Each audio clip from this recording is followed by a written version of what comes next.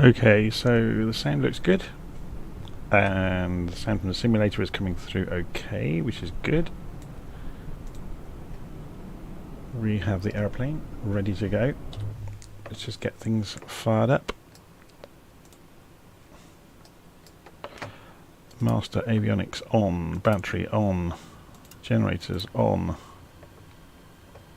auto ignition armed.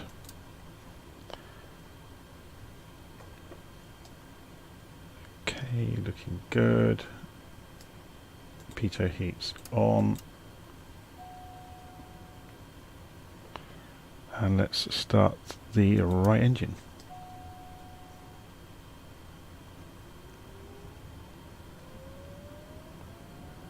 Pause system test. Okay.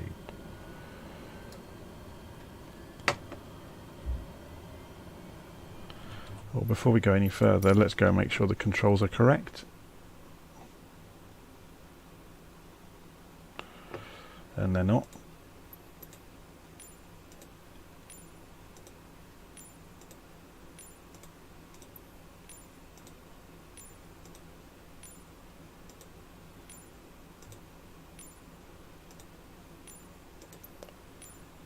There we go. Apply and save. Go back. Resume.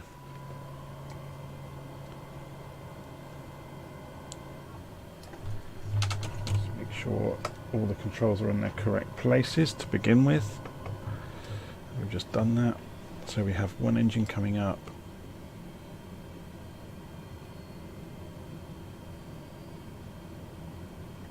Okay, so now we can... Okay, that was interesting.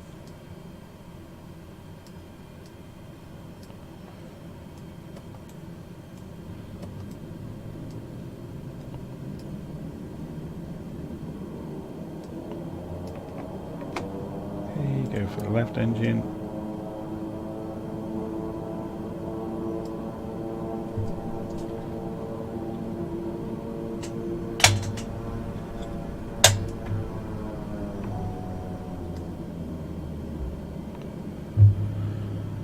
Just configuring controls. So we're waiting for the N1 to get to 50% before we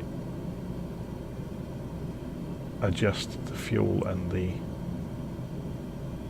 propeller.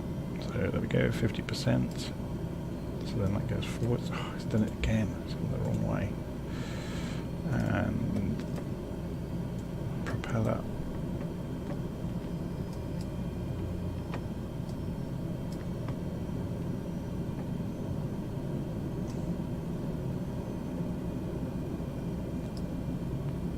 Oral warning, okay. So it's complaining at the moment about battery amperage and the ignition being still on. So we turn the ignition off now. So it's now just complaining about the parking brake, which is good. We have our flight plan programmed in, so let's go and have a look at the flight plan for today. It's also on my second screen. Go and pull up the live stream.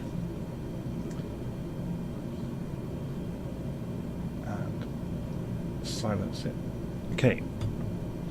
So we are flying from London City to Zemunik today. This is the first leg of a world tour which is going to take us eastwards across the whole of Europe, out across Asia, across the...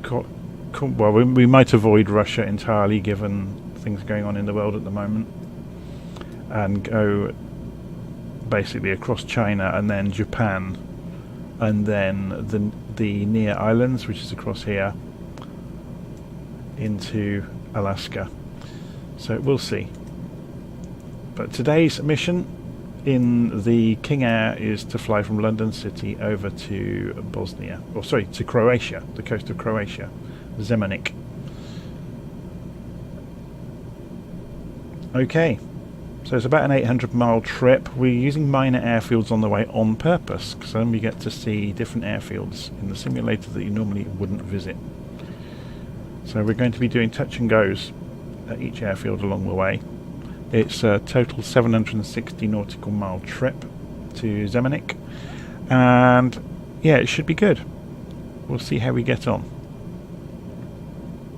what I might do is put some VORs in along the way. We'll see.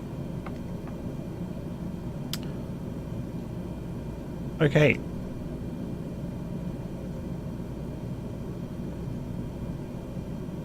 I think we're good to go. I always have the concern that I've forgotten something. We've got the aeroplane sat here at London City on the ground. So let's go and check the wind at London City. So 12 knots from the east, so we're going to be using runway 09. So we'll just turn around and take off straight out from over here. Okay. Parking brake off.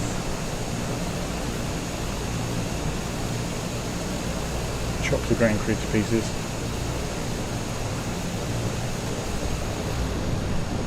Behead that one with the wing. Should really be looking where they're going to.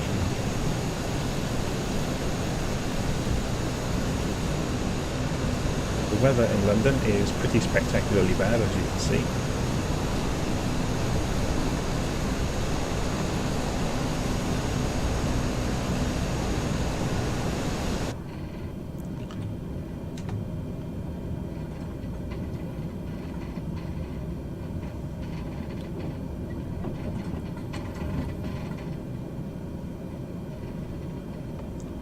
Okay, before we pull onto the runway, let's just get the autopilot sorted out. So we're going to center the heading bug up. We're going to go for heading mode straight off the runway until we figure out what we're doing. Actually, we could go for nav mode straight away.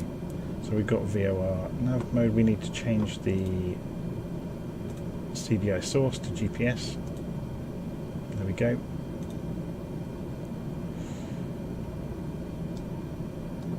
So we're now showing GPS on the lateral navigation of the autopilot, and we'll go and set our target altitude for our initial climb out to 3,000 feet,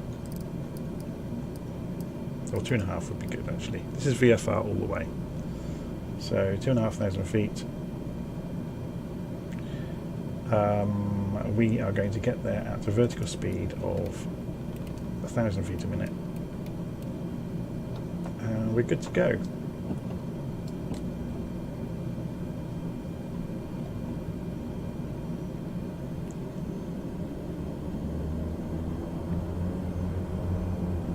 Okay, this is the beginning of a world tour. So over the coming weeks, as I get a chance to do it, I'm going to be flying legs that cover the entire world in GA aircraft in VFR conditions. So the first leg we're doing down to Zemunik in Croatia in the Beechcraft King Air.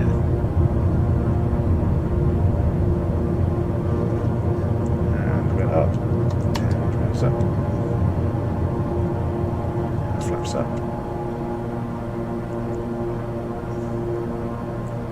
and throttle back, autopilot on. Why are we getting, oh, I've not got your dampers on. Your dampers on.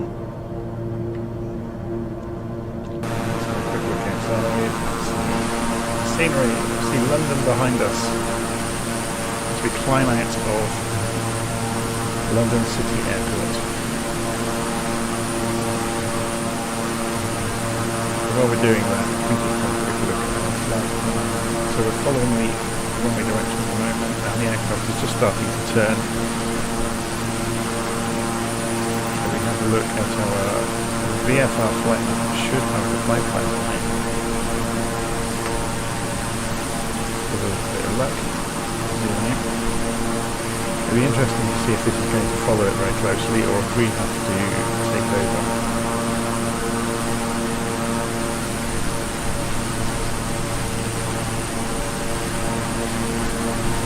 So we're not going to see much of London, are we? Disappearing in the murk behind us.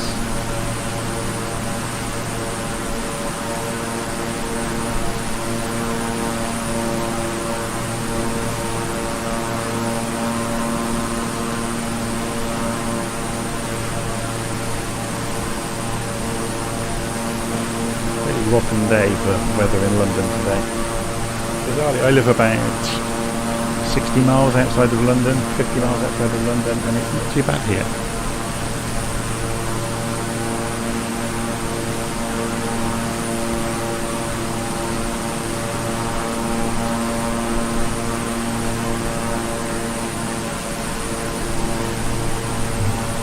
So I'm live on the Southeast Asia server, so you should be able to see me in the skies as John Beckett. It's my call sign in Flight Simulator. We're using the Southeast Asia server because it's the one that seems to present the least issues. Yeah, this weather's rubbish, isn't it? How are we doing? So according to this, we are on the plan. According to this, we're not, but I guess that's Flight Simulator for you. We will of course be deviating to flying by hand when we get closer to the mountains, because if we look ahead on the route later on today, we're going to cross over the channel, and then once we've flown over France, we're going to start to hit the mountains in Switzerland and top of Italy. So we're going to be flying into Bolzano as part of our route, but obviously we're going to have to pick our way through the valleys to get there, and again leaving Bolzano we're going to have to pick our way through the valleys to then carry on down towards Zemunik. So it should be good.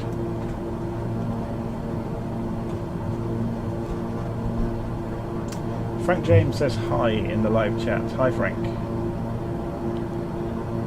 I should put a link in the live chat for where you can go and download the flight plan. I think I put it in the route description anyway, yeah. So if you look in the details of the video on YouTube, it gives you full details of where you can get the flight plan from for today. And the forum that I help run, so Virtual Flight Online, we're a community of flight simulator enthusiasts. So it's free to join.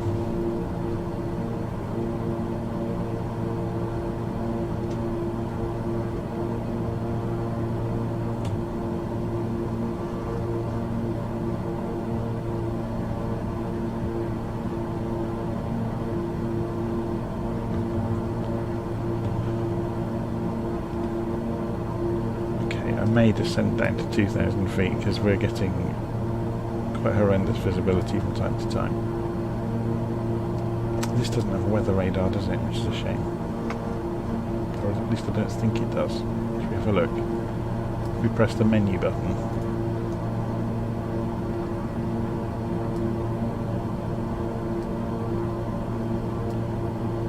No.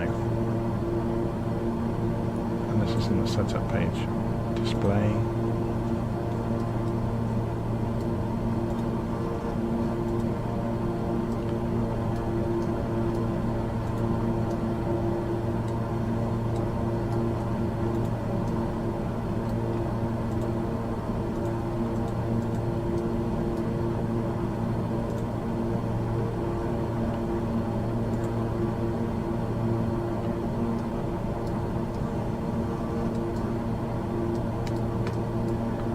What a lovely day for a flight.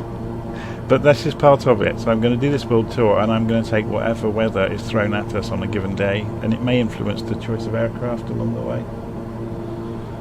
So yes, Frank is saying this is quite a long flight today. It is, and that's why I've chosen this aircraft, because it can do over 200 knots. So it's going to have no issues with doing this route. So we could go, should we get above this cloud so we can actually see something? Or we're just coming out of it. We'll see how we go. We're just going out across the southeast of the UK at the moment. Yeah, it's clearing a little bit.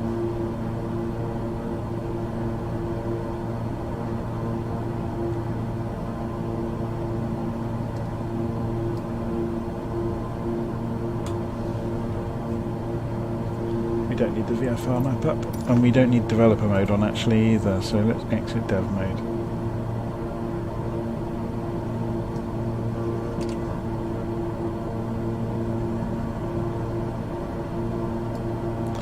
Let's just keep a an eye on things. So if we sit back down in the cockpit,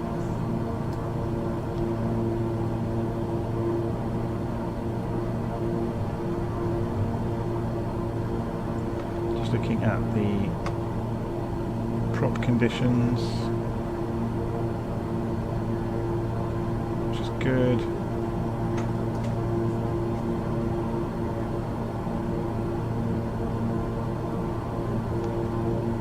We haven't put the lights on, have we? Completely missed that during startup. So we want the nav lights and the recognition lights and the beacon and the strobe on, especially in these conditions.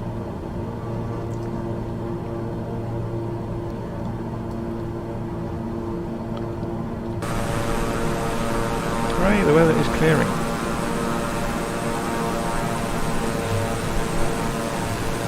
Your local airport is Bristol. I've flown into Bristol a couple of times in the simulator. I haven't flown in there much. I know some of my friends have flown in there a lot because it's fairly local to them. So people, I don't know why this is. People tend to fly locally to where they live in flight sim all the time. I tend to fly all over the world on purpose. It seems to be a shame not to take advantage of it.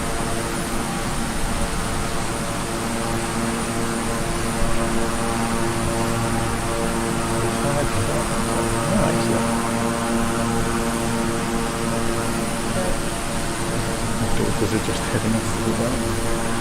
Everyone's getting their ears pierced. We'll hear all about it later.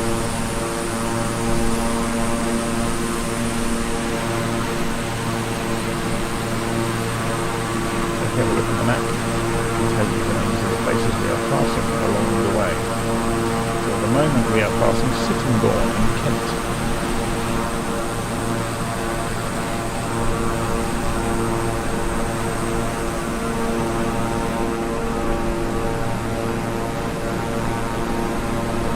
I am running a piece of software called Transmitter while I'm flying. You can see it here. Transmitter is a small program that projects your position onto a map on Little Nav Map, and then other people can see where you are as well. So if we were to go into a browser and go to Virtual Flight Online and look on who's online, you will see there I am. But everybody who's running Transmitter appears on the same map and also appears in Little Nav Map if you configure it, following the instructions. So I can go and click on myself, for example, and it gives you the details I've just written in. We can zoom in on me and see my last reported position. So it reports your position every few seconds. So yeah, that's Transmitter. There's a web page for that. It's free. Just go download it. I built it about a year ago because I was frustrated that you couldn't see where each other were on the map. So if you go and try that out, I'll close these balances for the moment. So yeah, Transmitter provides the little red aeroplane. So if you look elsewhere on the map, you'll see the occasional little red aeroplane of other people. There's one over here. Look, there's two over here. The people running it. So you can see them in Little Nav Map, which is really useful if you're on a group flight. Okay. So we're just about to leave Kent and fly out over the Straits of Dover en route for France. Our first touch and go along the way is Danane Airport. That's probably not how you pronounce it. So we should, if the wind is still the same once we get there, we can find out in Little Nav Map what's the wind on the ground. So we've got 060 degrees, 15 knots. So it's going to be a crosswind. We get there. So we might go for runway 29. We'll call the tower on approach, and if there is a tower there, and we'll find out what we need to do.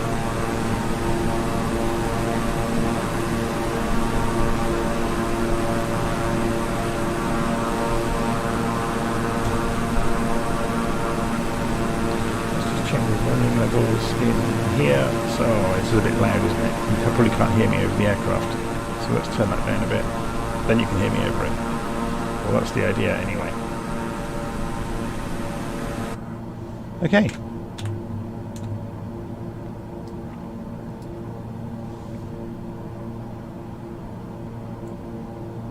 See, we could, at the moment we're hardly pushing the engines. If we give this a nudge.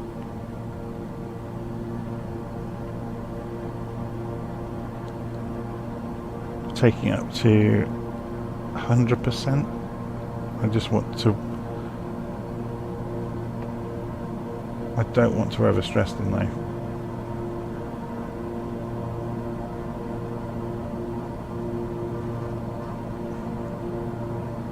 It's actually looking okay.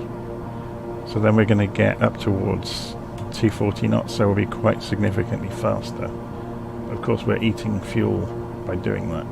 But then the range of the King Air is significantly better than some of the other aircraft in the game. So we may be okay.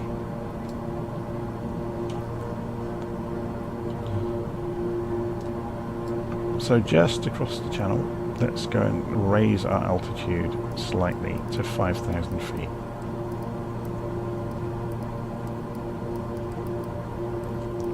So I've changed the target altitude to 5,000. Going to go vertical speed mode, climb at 1,000 feet a minute. We were really getting to the limit of the airframe anyway on speed, so I would have had to cut the throttle back without climbing. But climbing obviously will slow us down. So we're now climbing out to 5,000 feet, which we should be at by the time we leave land behind. So this is Kent, we're flying over at the moment.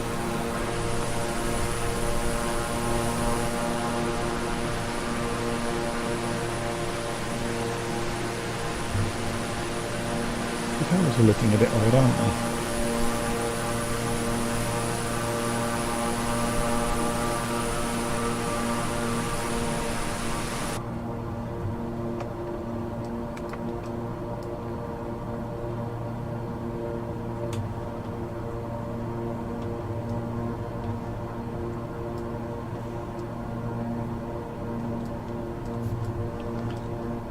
This plane looks very posh. There's nobody in it. It's a shame, isn't it? Okay.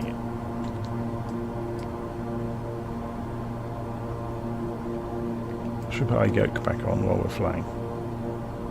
Make it look the part.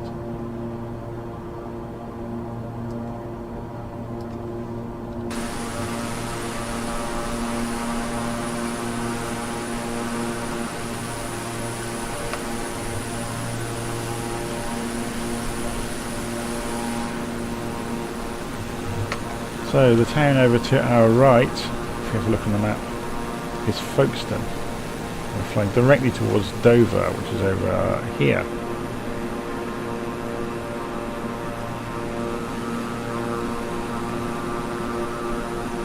We're going to overfly Dover, and then we'll be out over the channel.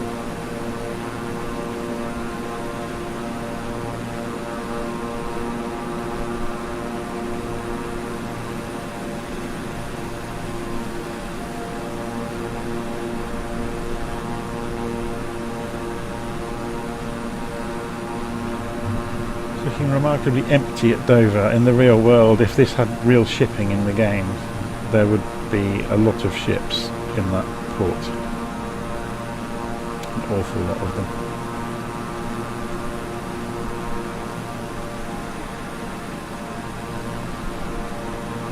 So Frank's saying he hasn't flown triple prop yet. There's not much to it, to be honest. There is some nice things you can do since the recent updates to the sim with feathering the propellers. So you can shut an engine down, for example, or if you had an engine failure, you can feather the propeller. So you'll get one of the propellers spinning very, very slowly in the airflow. So the idea behind that is obviously you're not creating drag if you feather the propeller so it's sideways to the airflow. Then it doesn't create drag on the airframe.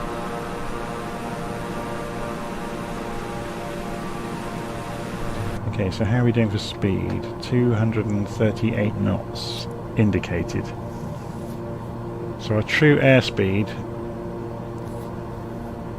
given the wind direction, is 255 knots.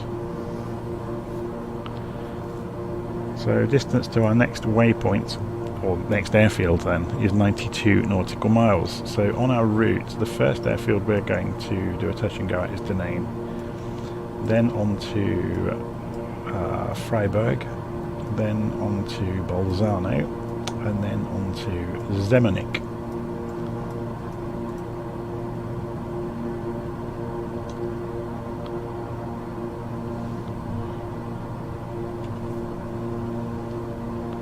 So we're going to be there fairly soon.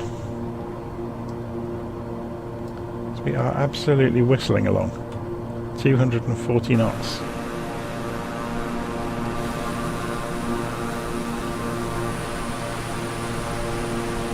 Be interesting to look round in here to see if we get any indication of fuel left and fuel burn rates. So fuel flow down here is 85. That's going to be per hour.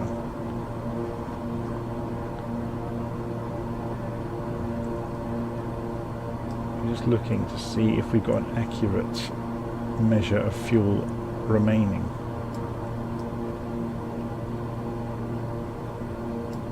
I mean, there's these great big gauges here, which I guess you just have to use those. I massively prefer analog gauges. They're just so much better. So this is pounds times 100. So 10,000, sorry, 1,000 pounds of fuel on each side.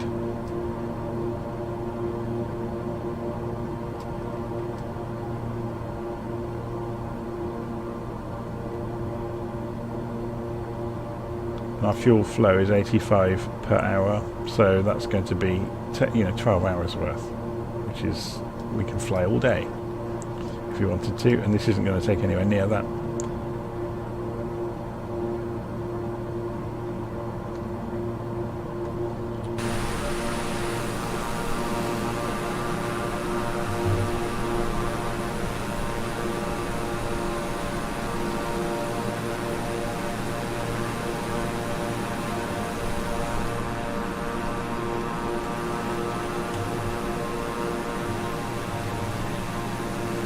Okay, so we're coming up towards France. Let's have a look at the coast. There's Calais we're going to pass, which is just over here. And again, there's a huge port at Calais, which in the real world you would see ships throughout this whole stretch of sea.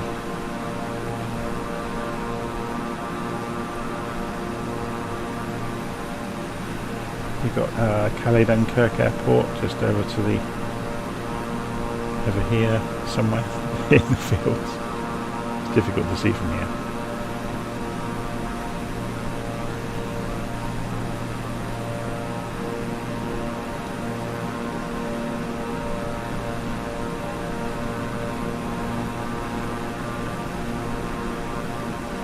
Something we could switch on actually is the user points to give us the information. So if I go and switch on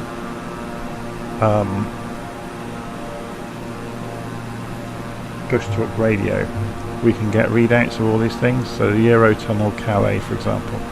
Let's see if we can do it. I'll have to open it in a browser. So push talk radio. Is it logged in? Yes, it's logged in. So if I then come into it in the simulator and then go and switch it on, we want to log on.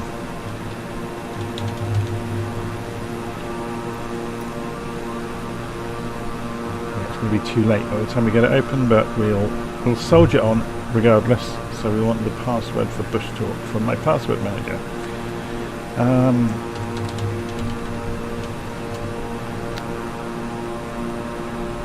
Bush Talk Radio, copy password. Oh, I've just done the classic error. If you close the password manager, it empties the clipboard. Everybody should use a password manager, by the way. They are fantastic. Bush Talk Radio, copy, password, paste, log in, connected. And what we can do in the simulator is minimize that. Now if we go into assistance options, I think it's in points of interest, and turn on the landmark markers, apply, go back, resume, we will now, we've already passed this one, haven't we? Yeah, it was over there, look. It's not a problem though, because what we can do is open Bush Talk Radio and we can say, give us the audio tours near me. So we missed that, we didn't get there in time, so we can play it anyway. So what we're going to do is open the volume mixer, turn flight sim down. The terminal is one of two, with the Eurotunnel Folkestone terminal located at Cheriton, near Folkestone. As part of the Channel Tunnel project, the plan for services included the use of dedicated shuttle trains that would carry both passenger and freight vehicles between Britain and France, which would compete with the cross-channel ferries. In order to accommodate these services, it was planned to build a brand new vehicle terminal on each side of the tunnel that would allow cars and lorries to be loaded quickly onto the trains. The site chosen for the French terminal was Coquelles, near Calais, not far from the French tunnel portal. The site chosen was a large greenfield area of more than 1,700 acres, which provided significantly more space than the British terminal. However, a large proportion of the area chosen for construction was marshland, with anything from 3 to 10 meters of peat on top of the solid ground. As a consequence, 12 million cubic meter of material had to be removed to provide solid foundations before work could begin on building the actual facility. The main parts of the passenger terminal to be built were the platforms and overbridges that connected to the A16 and thence to the rest of the autoroute network. The tunnel was officially opened on the 6th of May 1994, with services between Cheriton and Coquelles beginning in July the same year, when the first freight shuttles started running. Passenger services then started in December 1994. So before we fly into our destination, I think it might be worth doing a bit of a detour. So if we add this, the memorial at Vimy to our route, what we can do is measure distance and we'll find out what direction we need to go to get to it. So 133 degrees. So we'll go back in the aircraft and we'll descend as well while we're at it down to, we don't need to be this high, 2,000 feet at a vertical speed of 1,000 feet a minute, and we come back off the throttles to stop ourselves from overspeeding. And what direction did I say we need to go? 133 degrees. Heading mode 133. So we've just dialed in 133 on the heading, and we've switched the autopilot into heading mode, so it's going to follow the direction that we've asked it to. We're also descending now to 2,000 feet at 1,000 feet a minute from 5,000. We've cut the engines back. We can actually speed them up a little bit. We're going a bit slowly. Okay, so we're on our way.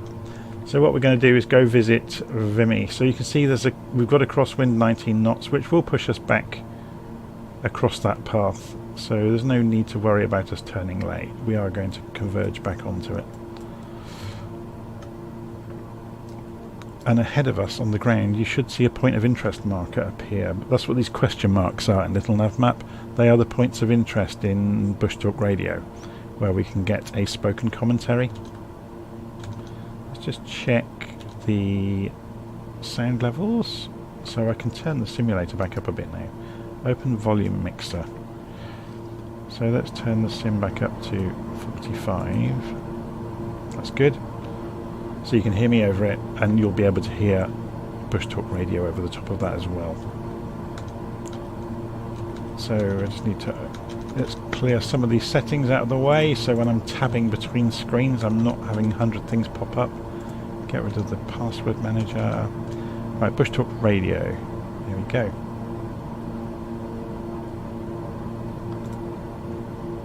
So we can center the map on us and zoom in. See, we are the little blue arrow. So Bush Talk Radio is free as well, by the way. You can find it if you search for Bush Talk Radio on the internet. You'll find the downloads for it. So there's the piece in the simulator that puts the points of interest into the scenery database, but there's also a CSV file for Little Nav Map that puts all of the points of interest on here. You'll also see there's a small building showing up here. That's another point of interest, so I've imported a CSV also from FlightSim.2 that puts the flight simulator points of interest on the scenery too. So I get to see where the things worth going to look at are on the map. So we'll fly out across the farmers' fields here. So what's the name of this village? Should we have a look on the map? We're just passing over.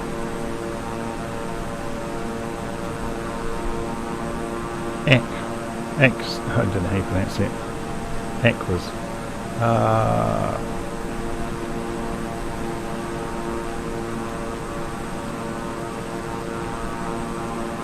So you can see now the wind is pushing us away from the path we wanted to be on. So we're going to cross the wind slightly. Let's go for 128 degrees. So you can see the autopilot is gently turning us back towards 128 degrees. So there's our desired heading, there's our actual course. If you ever wonder about when you see a course, that's to do with VORs. So it's this knob over here, so you can change it. Obviously it's not doing anything at the moment because we're in GPS mode, so it doesn't actually mean much. In terms of when you're in GPS mode, it's actually showing you the next the leg of the flight plan, essentially. But we don't need to worry about that because we're not on the flight plan at the moment. We're doing a detour.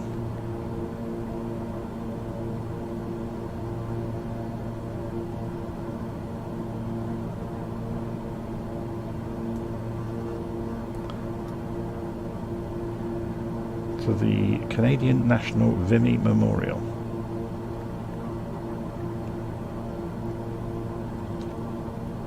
So we should see a point of interest light up on the map fairly soon, I would have thought.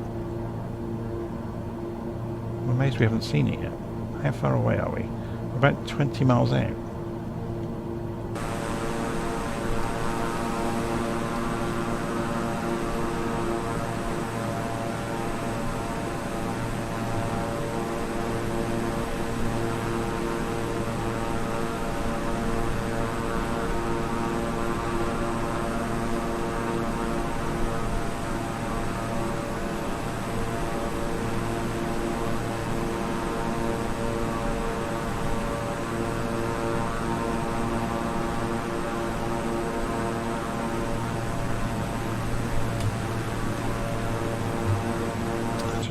Airspeed 200 knots. We can accelerate again, can't we?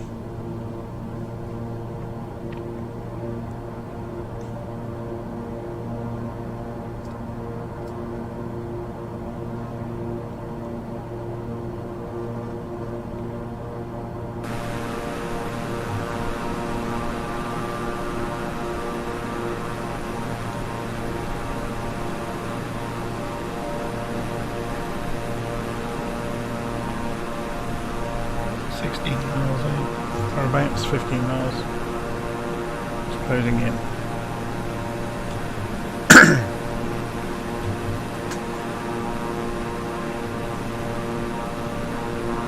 Still amazed we haven't got the point of interest showing.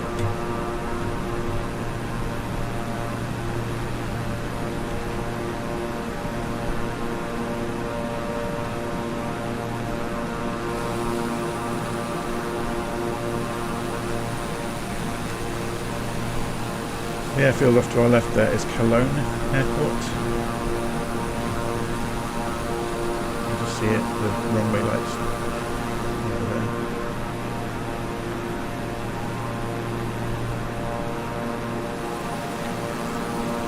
Village we are just passing, or town I should say. Malden.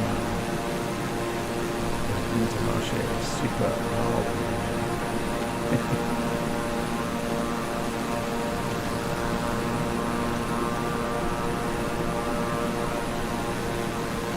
La Boussière.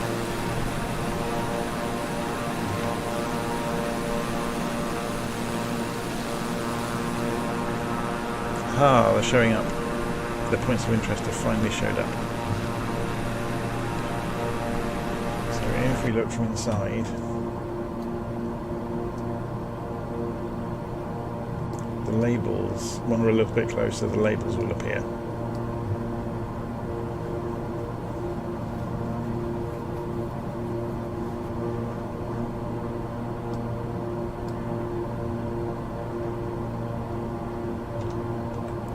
Just having a closer look at them, because there's three of them look very close to each other. There's a Vimy Rouge, and the actual cemetery itself.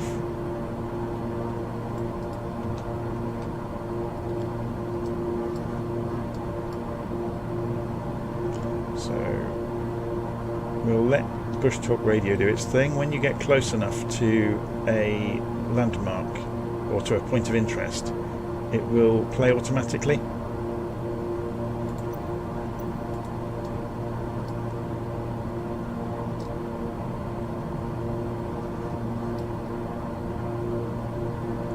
So I'm going to come off the autopilot, cut the engines back. We were overspeeding anyway. And we'll circle the area. And hopefully pick up the point of interest. The Zone Rouge is a chain of non-contiguous areas throughout northeastern France that the French government isolated after the First World War.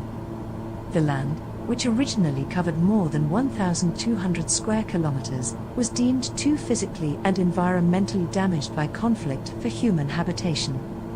Rather than attempt to immediately clean up the former battlefields, the land was allowed to return to nature. Restrictions within the Zone Rouge still exist today, although the control areas have been greatly reduced.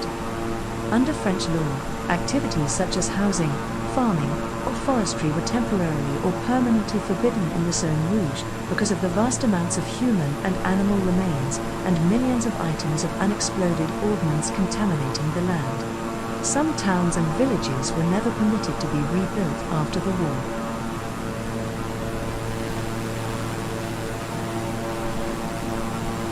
Vimy Ridge, a line of high ground west of the village of Vimy and north of the town of Arras, is the site of one of a significant battle of the First World War, especially for the nation of Canada.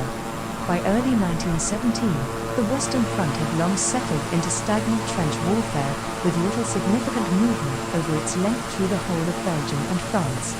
The Allies formed a plan for British forces to stage an offensive around Arras, largely to relieve German pressure on French positions such as Verdun to the south. As the first phase of this plan, Canadian forces were to take Vimy Ridge, some of the highest land in the area, commanding views over the expected Arras battlefield. Despite the Dugin positions and positional advantage of Germany, the Canadians formed and executed a plan to capture the ridge using innovative tactics.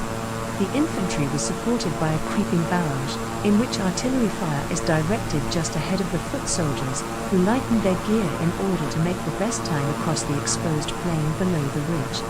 The result was one of the few times that the trench stalemate was broken during the middle years of the war, with the Canadian forces seizing the ridge, nearby villages, and smaller areas of high ground over a 3-day period. The attack was also supported extensively by aerial reconnaissance and became the scene of large aerial battles. Manfred von Richthofen Flying Circus, Jaster 11, was moved to this area, and it was the main site of the famous Bloody April of 1917 in the days leading up to the Vimy Ridge attack and the Arras offensive more generally. Flying low over the ridge, you can see the terrain features that made it so tactically important, but also some of the features that made it possible to capture and hold. The ridge slopes relatively gradually as you approach it from the west, but then drops off steeply to the east, which made it difficult for the Germans to move reinforcements and made the ridge easier to hold against a counterattack from the east than it was to take from the west. The success of the Canadians in taking the ridge was not without grim cost. About 3,600 Allied soldiers were killed, with similar casualties on the German side. Today, the largest Canadian war memorial outside Canada stands on top of the ridge, although it is represented by an Autogen hotel block in the stock flight simulator scene. 27 miles, 95 degrees.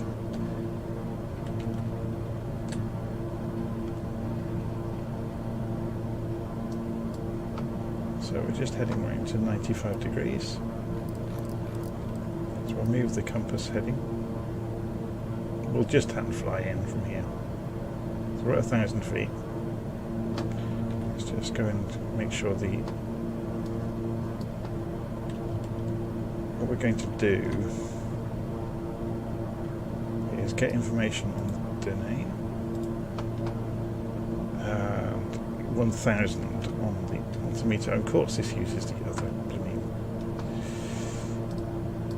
This is using inches instead of hectopascals as the calibration, so you can press B and it will be close enough for us. So you need to calibrate. If you don't know this about flying, the altimeter in an aircraft measures the air pressure. That's how it knows how high you are.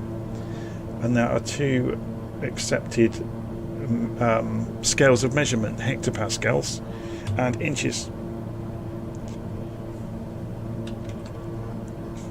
So hectopascals is similar to millibars, essentially.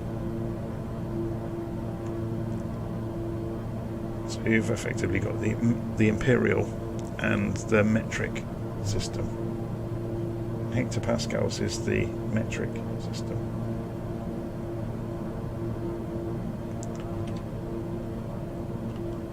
Okay, so shall we call the air traffic control on the radio in the game and see what they say. Domain LFAV Lima Foxtrot Alpha Victor. Yeah, so there is no tower there, so we won't bother. So we're up to 1500, which is great.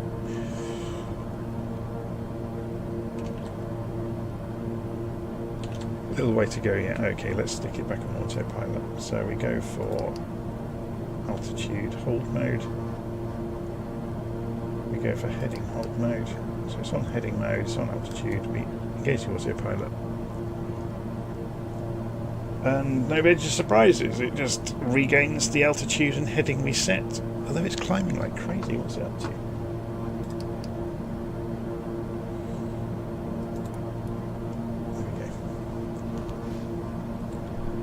Back down to 1500 at a rate of 500 feet a minute.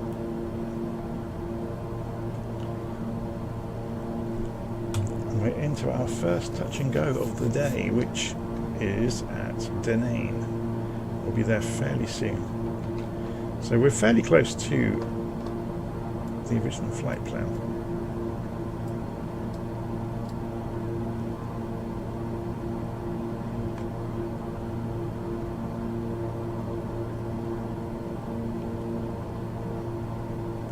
Fascinating that little nav map is not agreeing.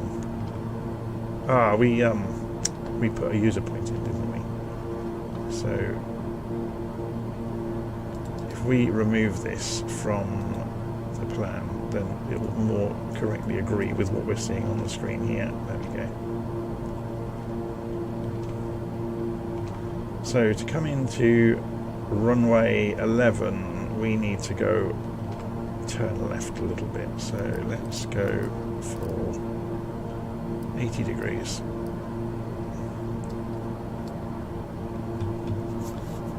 So we're just about to fly over this town, which is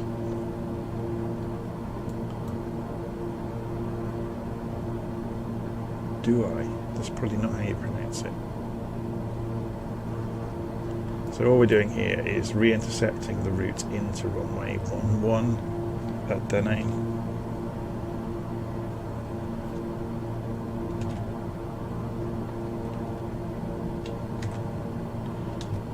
Should we accelerate?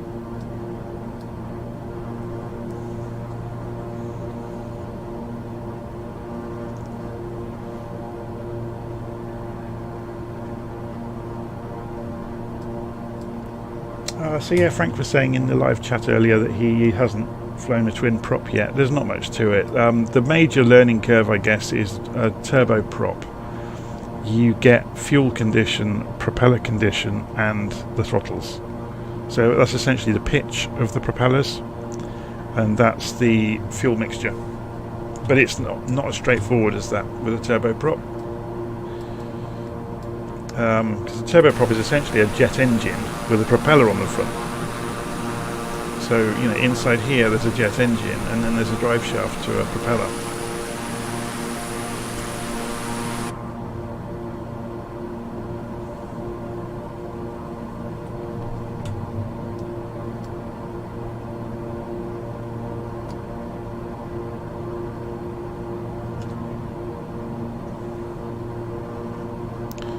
Okay, so we are approaching Denane. We should be able to see the airfield fairly soon. Let's go and scoot around. So you'll notice that we've got some cooling towers over here, or a cooling tower. That's because I have an add-on that gives us, and you'll also notice you can see telegraph wires, which you normally won't see in Flight Simulator. I've got an add-on that gives you all the telegraph wires, or the electricity wires I should say, as well. So I have to be very careful flying at low altitude, because I can hit the wires. You'll see more of them down here. It makes it much more fun. If you go to flightsim.2, you'll find the add-ons for that. I think it's called We Love VFR, the group of add-ons. So you can see them down here. Look, there's wires everywhere. And the position of all the masts has been corrected as well. Okay, let's get off the throttle.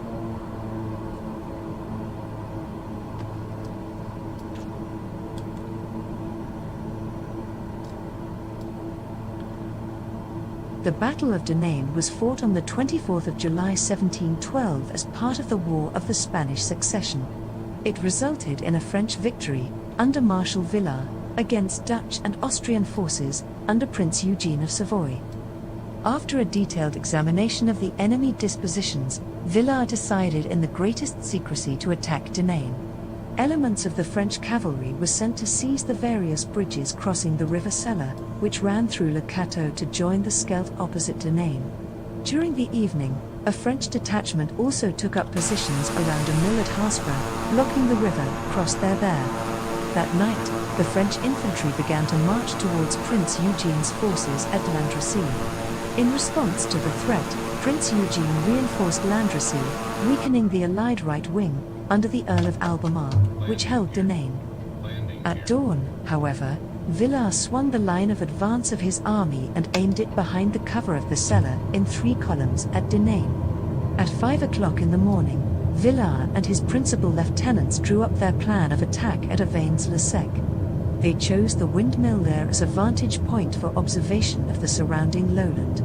24,000 French infantry would attack the 10,500-strong Dutch garrison of Denane. At 7 o'clock, the French infantrymen reached Neuville-sur-Escaut and were immediately ordered to seize the bridges across the Scheldt. At 8 o'clock, the Allies were surprised to discover the large French presence in the area. The Earl of Albemarle, at the head of the Dutch garrison in and around Denane, warned Prince Eugene, but the Prince of Savoy was then not greatly concerned. By 1 o'clock in the afternoon, the attack had developed to the point of an assault on the palisade at Denane. The French sappers led the infantry against heavy fire and took Denane at the point of the bayonet.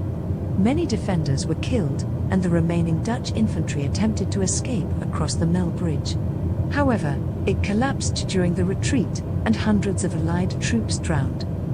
Realizing the gravity of the situation, someone in the live chat is asking what we're Prince listening Eugene to. attempted It's force Bush his Talk way Radio. across You the can see Scheldt the add-on at and the top proving right of to the help screen. Albemarle.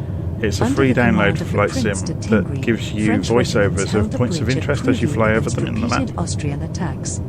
Finally, as the day drew to a close, the French destroyed the bridge to prevent it falling into the hands of the enemy. That left the Prince of Savoy's army blocked on the left flank by the Scheldt, and the Allies could not counterattack to retake Denane.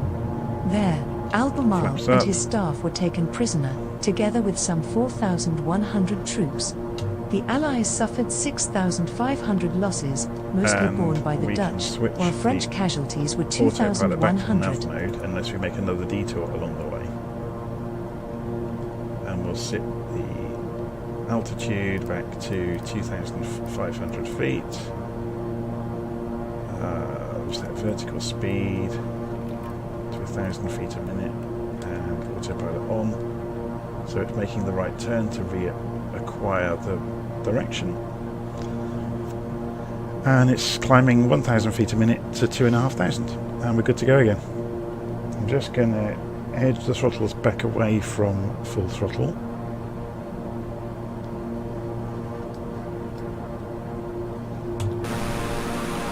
So yeah, this is Bush Talk Radio that you're hearing the voiceover from, if you just wandered into the live stream. So yeah, Nikasana was asking that. So yeah, Bush Talk Radio is very clever. You just leave a browser tab open in the background, and it has all the points of interest on it. And if you have the add-on installed into the simulator, you also get the points of interest showing up on the, around the scenery. So as you get closer to them, we'll see them. There's also a file you can put into Little Nav Map to show them on the map, so you can see we're going to be coming past one in a few minutes. So there's one here, the Rearguard Affair of Le Grand Fête, whatever that is.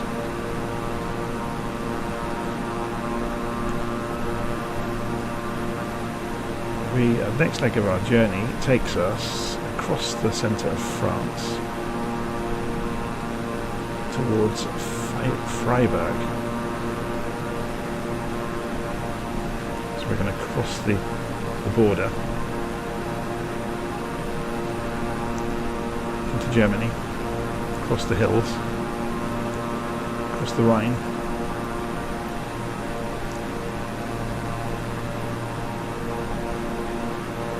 So we're flying along the Belgian border at the moment, skirting the north of France. It's very neat forests. So you can see that's a point of interest. So if we fly over towards it, that's going to be this one here, that rear guard. It's obviously another battle story, because obviously the border of Belgium France was a massive battleground during the First World War.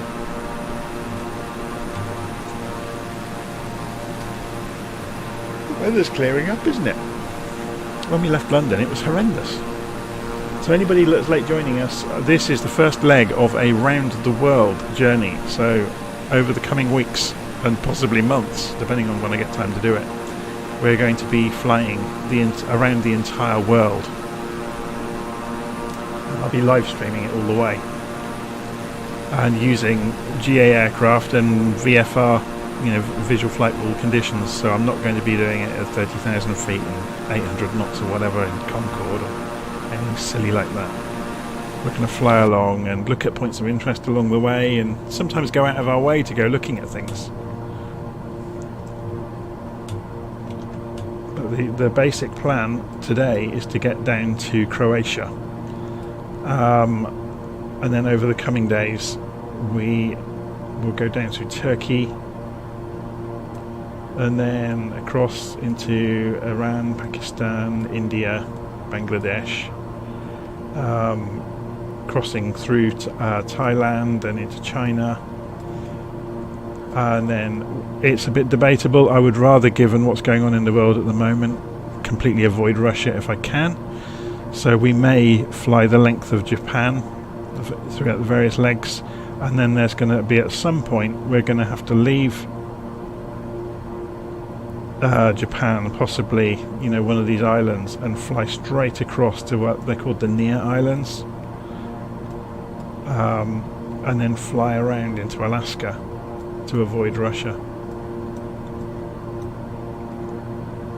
But then, so once we get to Alaska, we go across the USA, and then we leapfrog not across the USA, we'll dip through America, then we'll go through Canada, up towards the crossing to Greenland and Iceland, then the Faroe Islands, and then back down into the UK. And that will obviously complete the journey. So it's going to take a long time. I think the story is there.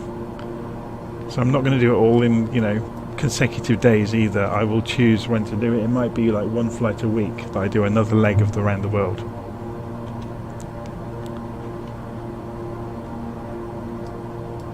So today we are over France. Oh, we're passing over a quarry. Whoa, that's a big quarry. Let's have a look on the map, find out where that is.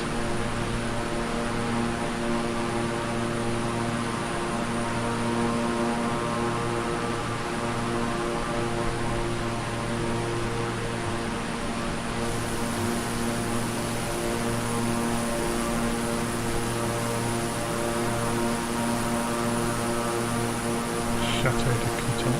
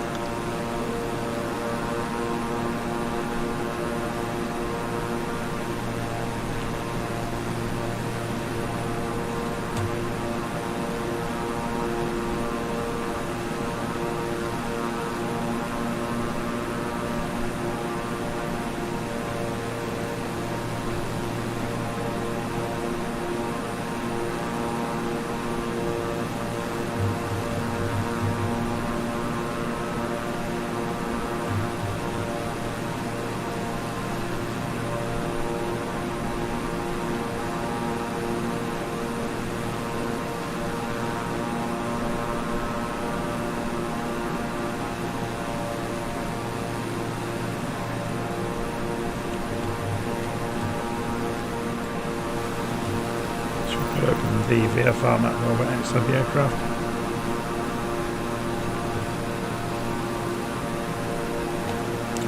If you zoom out a little bit, you get to see the route.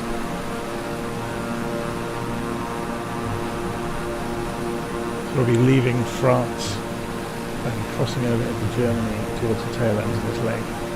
So let's go and have a look at the speed. Oh, we're right on the limit of the airframe. Which should be good though. We've got a few knots leeway. Just hope we don't hit a headwind, eh? We can check that out actually. If you look on the internet and you go to windy.com, bearing in mind that the simulator is using live weather, we can have a look and see what direction the wind is going. So we're flying along the border of Belgium and France at the moment. So yeah, we have got a headwind at the moment. So it's not looking too bad. This is a very, very cool tool, by the way, because you can put in airfields into it, for example, because they've got weather stations. So say we're going down to Freiburg, EDTF. We can put that in here, into windy.com. Flugplatz Freiburg, that means airport in German, by the way.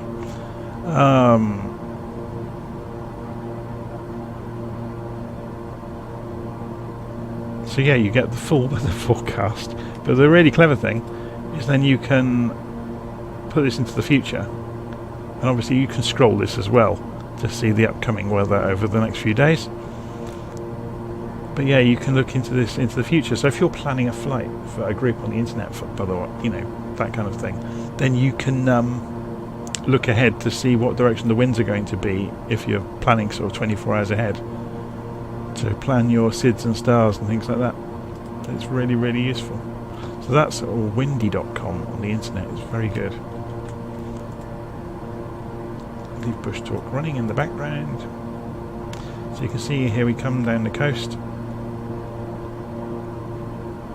Oh, down the coast, listen to me, down the border.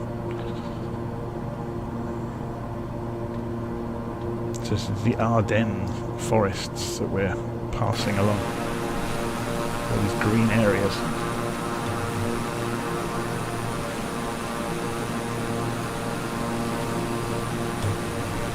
It's stunning, isn't it? The simulator has, you know, every building, every road,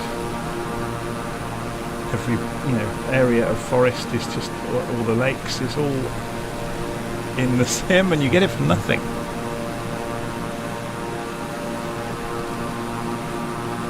You add something like Bush Talk Radio to it, and you get spoken narration explaining details about points of interest along the way. It's fantastic. It's a learning resource. I wish this had been around when I was young. It's just the capacity to learn about things in this simulator is just ridiculous. The wind farm. So yeah, getting back to what I was saying earlier, I have got 2 add-ons, or I think it's 3 add-ons for We Love VFR that adds the wires between, or puts the power lines in place. It puts chimneys in. It puts communication masts in place. It also adds cranes in cities where there's construction projects going on. So it puts proper cranes in place with things dangling on their booms. It's great fun.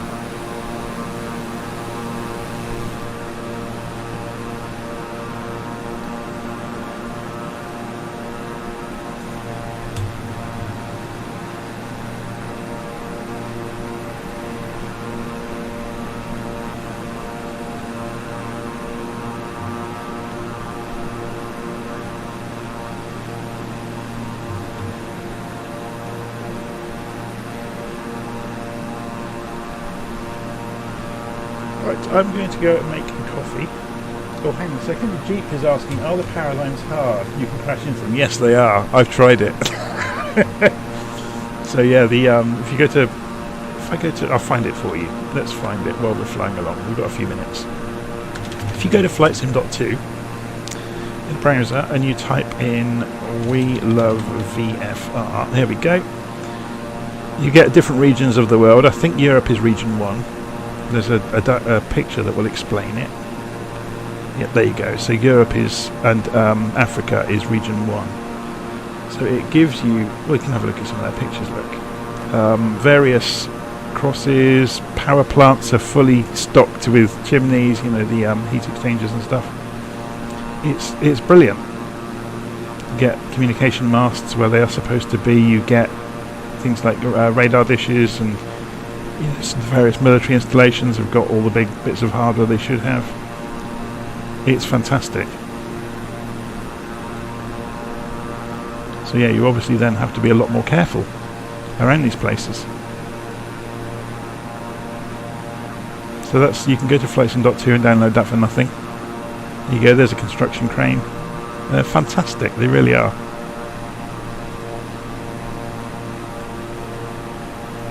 So they've used publicly available data to map them and used AI to put them in place. So there are, you can see there are over 150,000 objects in region 1. So if you go and also look at We Love VFR, it's firework displays as well. Yeah, so there you go. You can go to flightsim.2 to grab that, and I think it makes a very good add-on to the sim. Yes, William Kelly's asking, do I have the ski lifts add-on? I do. There's another one on flightsim.2. Is it gondolas or something it's called? I can't remember. Yeah, it puts all of the cables in place and the gondolas in the mountainous areas. So where you've got real ski lifts, it puts them all in place. It's fantastic, yeah.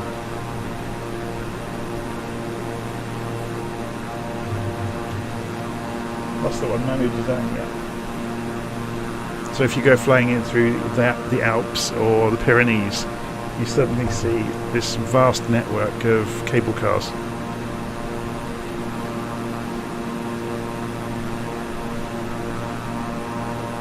Yes, I've got the Mamu Design solar farms as well. I think it might be Mamu Design that's done the cables between the pylons, actually, thinking about it.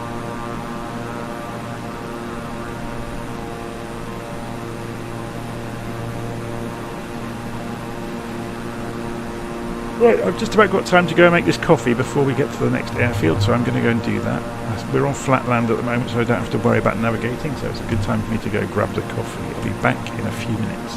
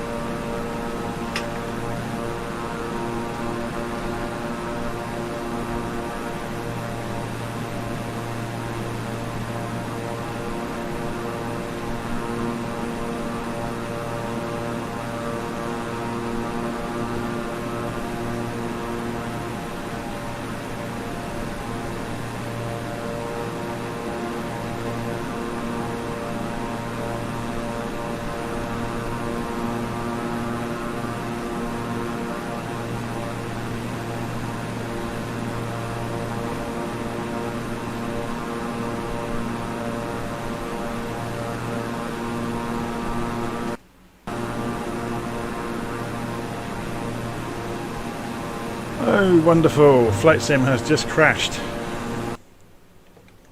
That's a new kind of crash I've seen just recently.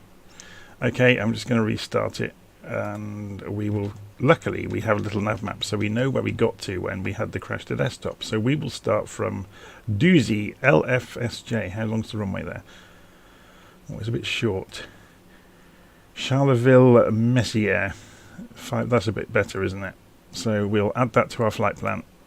So in unintended... I wonder how many crash to desktops we're going to get along the route.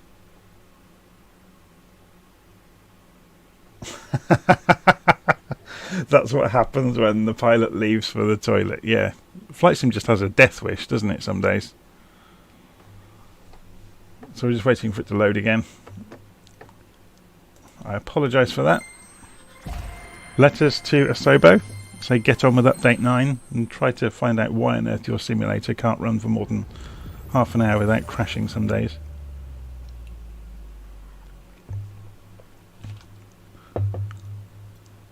We'll get there. Hopefully. Here we go. Continue in normal mode.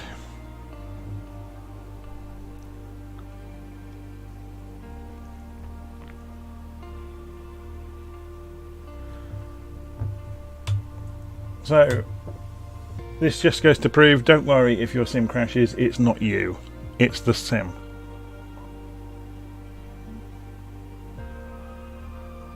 So, I'm just reading the live chat to catch up. I recently downloaded power lines and solar farms and global ship traffic. Haven't yet really explored them, but it's amazing what freeware is available. Yes, it is. Yeah, I downloaded, there's one of the ship traffic ones, it's like 7.5 gig. And I did install that for a while, but I removed it eventually. It was quite cool seeing lots of ships around. Someone else is saying the Lake Malawi project. We have hippos. It's freeware too. Yeah, and I saw an earlier message about the Okawanga Delta. It's very good.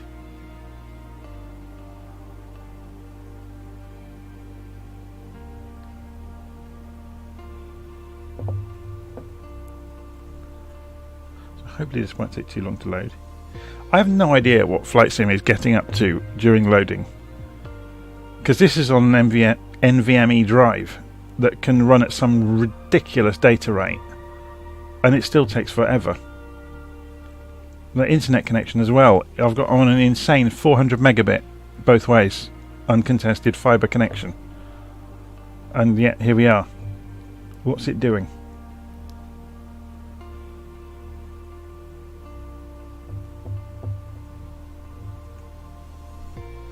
It is stunning how long Flight Sim takes to load.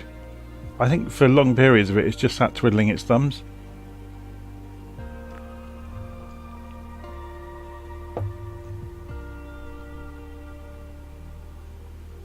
I don't use the cache.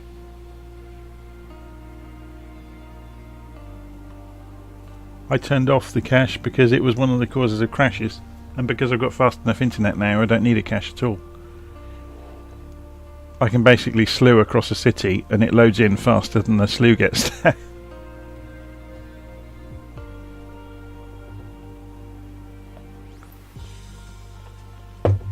Okay.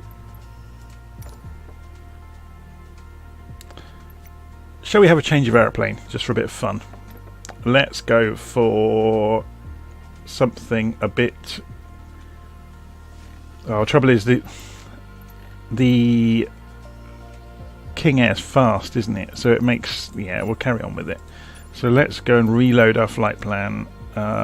We need to go and give... Oh, it'll be fine on 50% fuel now. We've done a lot of the route already. So if we go to more, load from this PC, and we go to D drive and flight plans, and it was the London City to Zemunik flight plan, which is just loaded. But we don't want to do the whole thing. Oh, actually, that's a good point. We want to load in at Charleville. So Lima Foxtrot Quebec Victor. Okay, so we're not going to do that flight plan anymore. We'll do it by navigating ourselves, which will make it more fun, to be honest. Lima Quebec Foxtrot Victor. Did I get that wrong? Charleville. Lima Foxtrot Quebec Victor. Lima Foxtrot Quebec Victor. There we go, Charleville. And we'll put ourselves in the GA small parking lot at the airfield, and off we go again.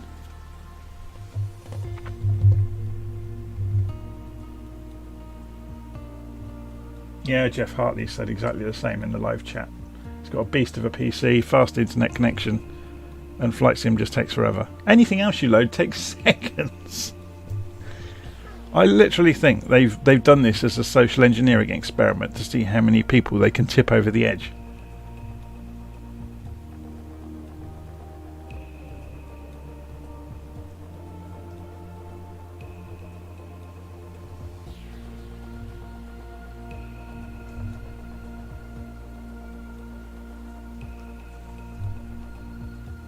Maybe Asobo are sponsored by mental health charities who are trying to make money out of people losing it completely and utterly.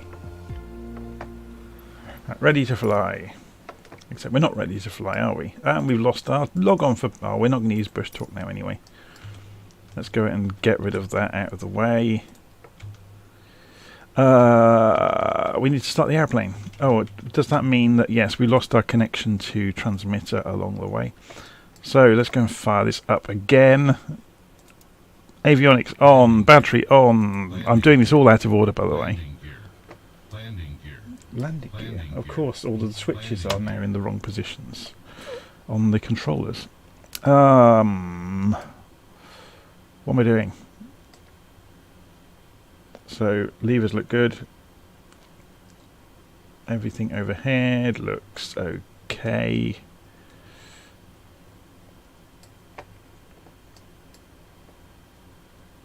Arm the auto ignition.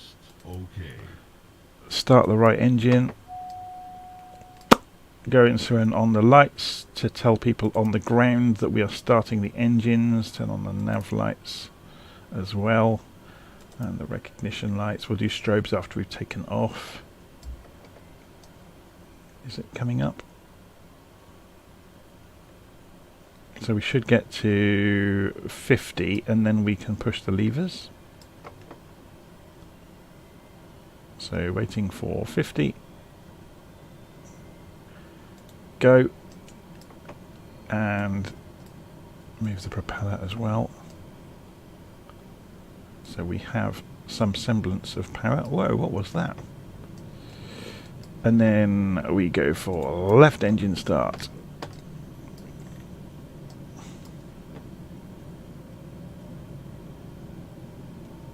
Can you actually hear the aeroplane in here?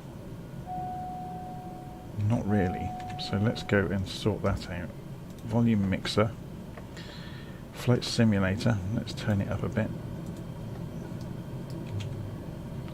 You can now hear the aeroplane just about, maybe. Yeah, it's because we were meddling with it to get the... to allow Bush Talk Radio to talk over the top of it.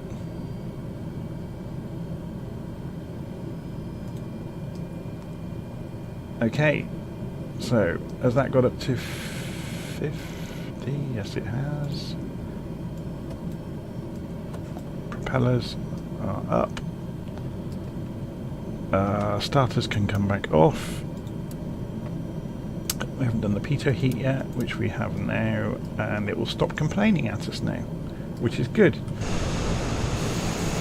Engines are up and running, so we're going to looking at the wind. The wind is going that way, so we need to be at that end of the airfield, and somebody else is already down there waiting to join us, hopefully. So, parking brakes off, flaps for takeoff.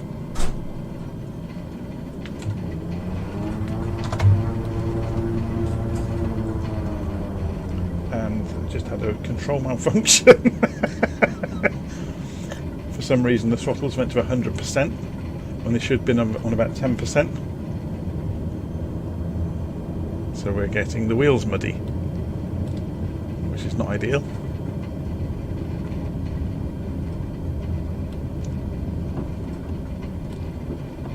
Let's go backtrack down the wrong way.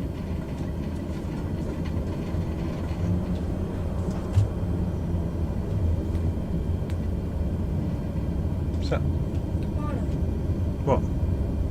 Oh, I went down there then. Hang on a second, I'm going to have to cut the microphone off for a second.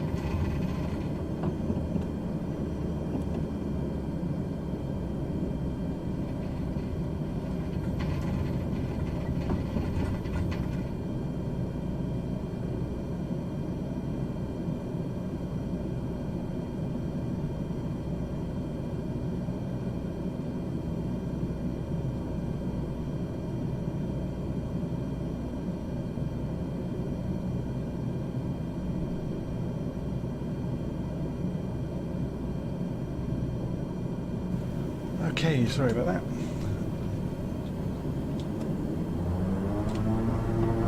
Yes, I've got transmitter running. Or I did have. I've just had a crash to desktop, and just had my daughters come back from town, and they started shouting the odds about something that's gone wrong this morning. So, we'll see. 100 knots, rotate, and we're in the air. Oh, headwind's wonderful. Did you see that leapt off the wrong way? Okay, flaps up, gear up. And now, of course, I have no flight plan because, thanks to Sobo. Yeah, probable cause of crash. A Sobo random number generator.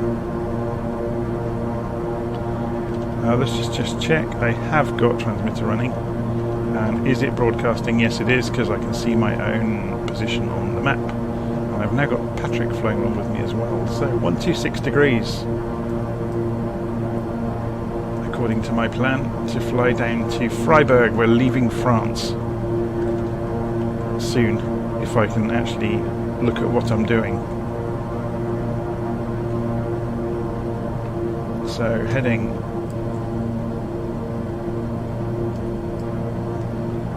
126 degrees. Let's just snap that round to the direction we're going.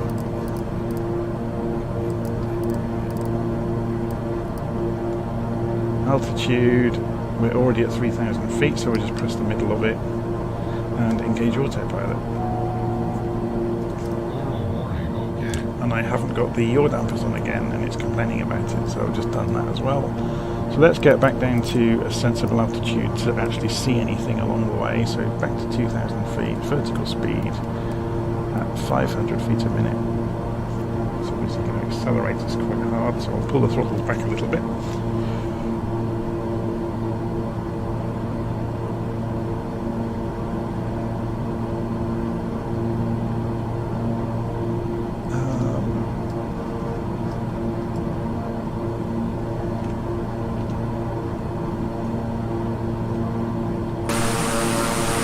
So that's good, isn't it? It's a great advert for Osobo, first leg of Around the World live stream, and we crash on the first leg for no reason whatsoever. It wasn't even touching the simulator, we were just flying along and it went bang.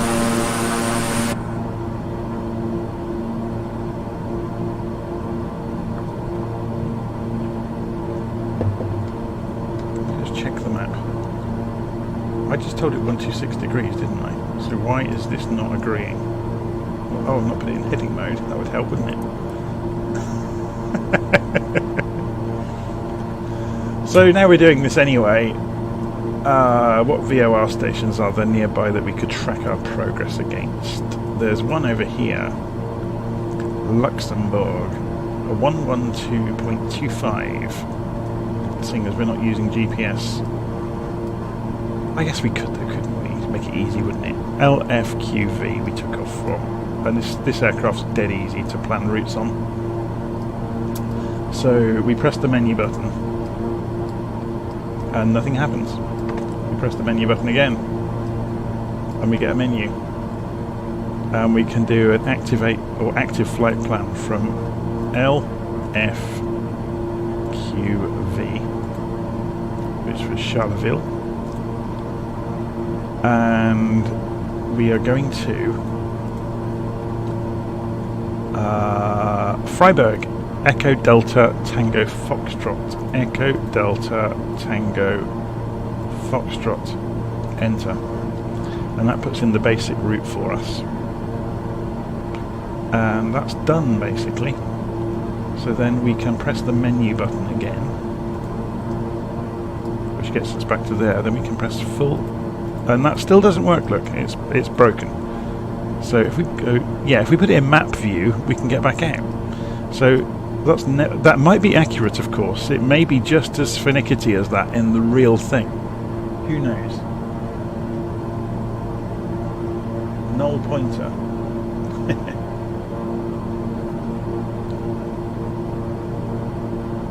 Yeah, it's funny, isn't it? I thought, we'll do this round the world. I'll use stock aeroplanes because they hardly ever crash. Flying along, stock aeroplane, kaboom.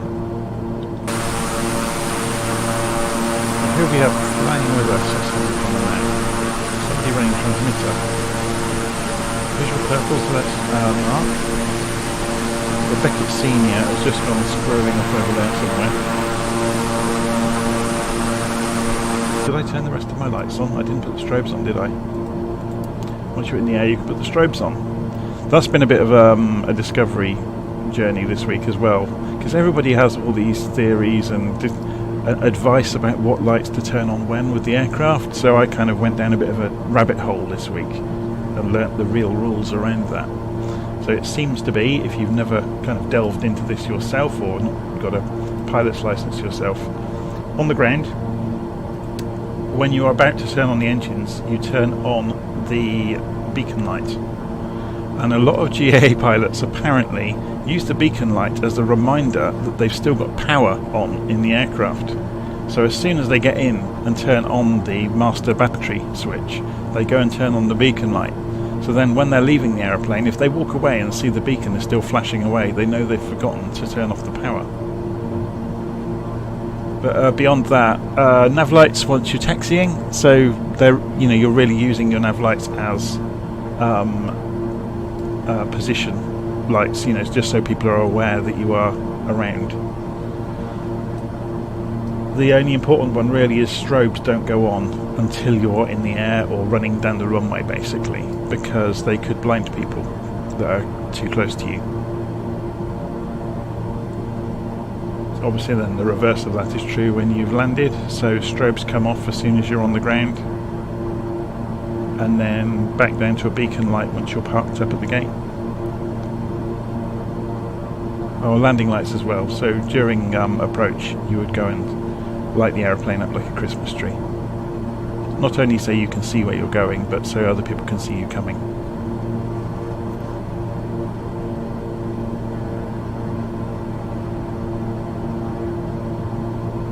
Funny, I used to have that conversation with my daughters when they were younger, and they wanted to go on their bicycles, and I'd insist when it got low light outside that they had lights on the bike, and they said, well, it doesn't, I can't see where I'm going with the light, what point is it? And I said, it's not for you, it's so other people can see you. But it took a while to get that into their head.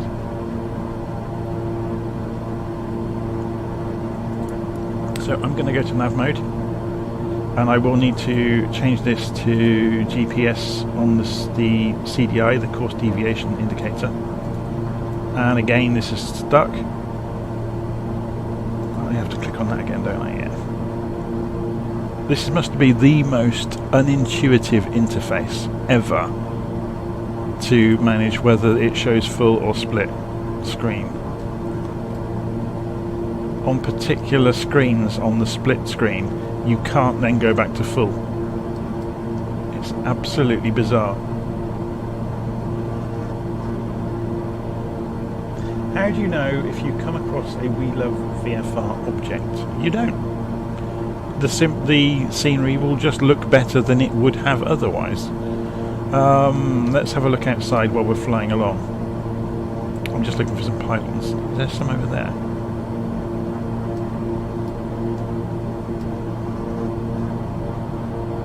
So you get a lot more models of pylon. Yeah, you can see some wires down there as well.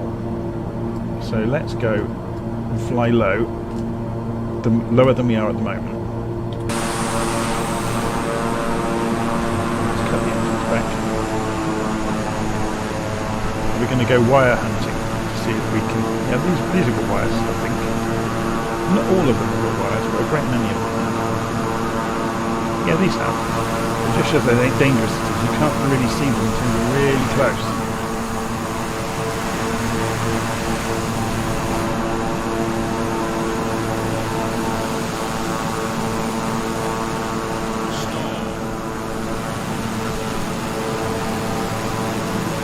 So if we follow this line of pylons for a few minutes, in this field over here, I should have room to get below the tree line. You can see the wires.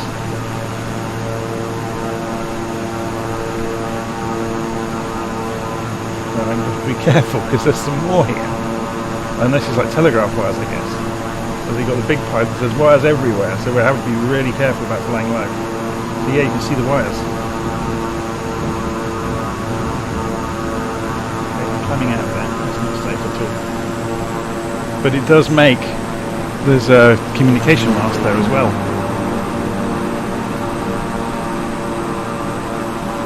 It does make flying VFR a whole different ball game if you're going to be playing silly buggers with low altitude flight.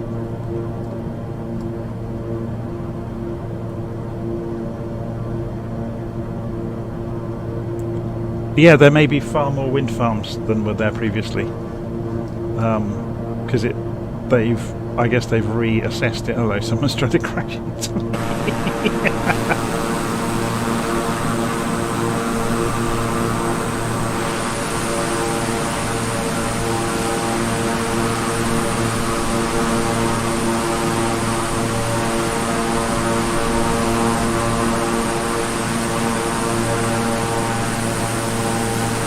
Is this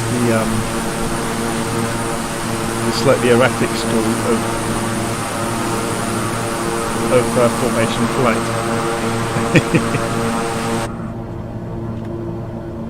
Okay. Where are we in terms of the map? Let's go and zoom out slightly. Oops, wrong way. 500. We sit up in the chair, we can actually see some of these hills.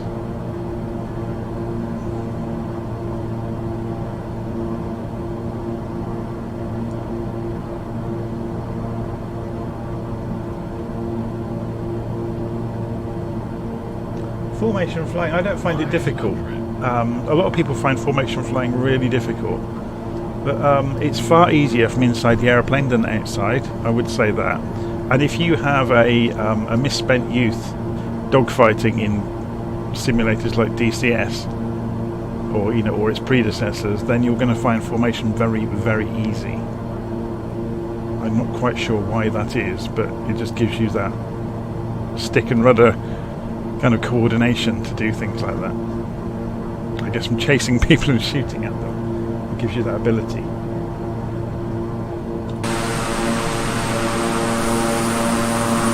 we have another aeroplane doing this. Should probably slow down a bit, because we're probably, we're going very fast for an aeroplane that can't cruise at this sort of speed. Let's slow down.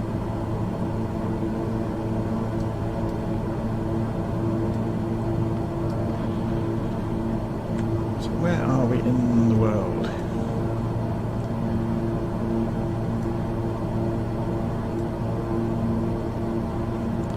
Middle of farmland, basically. We're just heading towards the French-German border. Good job I looked then, otherwise I would have slammed into the ground.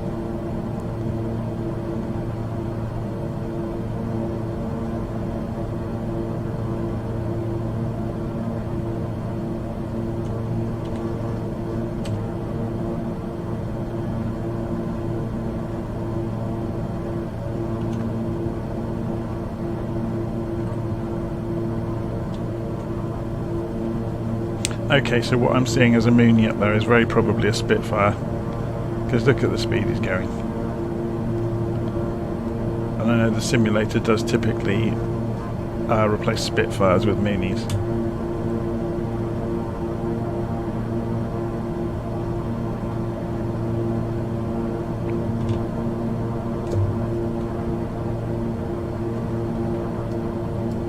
How are we doing on the route?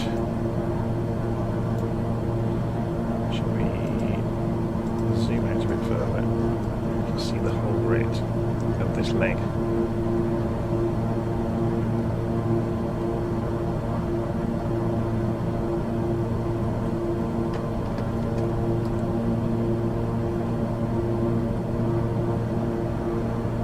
So I will be writing up notes on each leg as we go through this tour around the world in the Virtual Flight Online forum.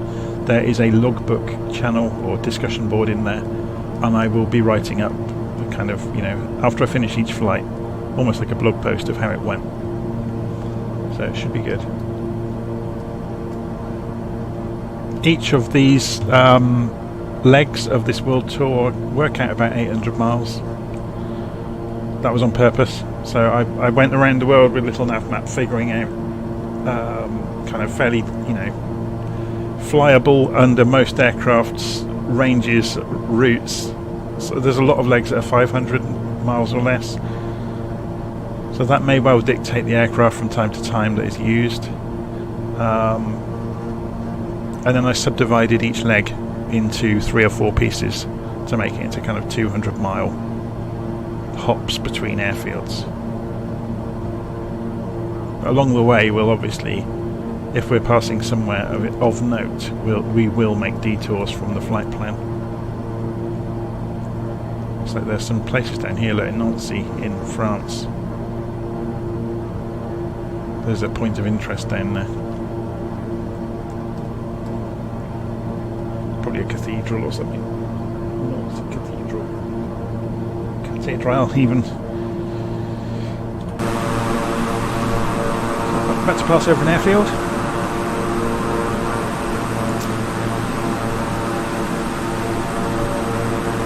So this is a disused airfield. It's obviously a wartime airfield. You can see from the hard standing for the aircraft, or ex-military airfield, I should say.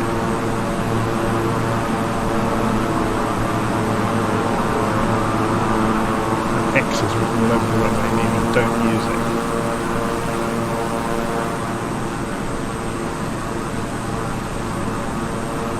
It's interesting to look at the patterns in the grass, isn't it? To think what was there originally.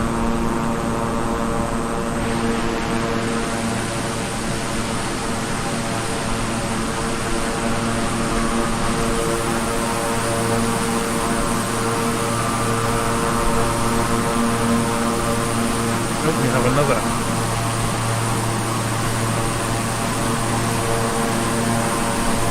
I think just for fun, for a few of the legs, I might use some of the vintage aircraft. I'll advertise them in advance if anybody wants to join in. So things like the Boeing 247 or the DC-6. Obviously the DC-6 could fly halfway around the world on one tank of fuel, but that kind of destroys the fun a little bit, doesn't it?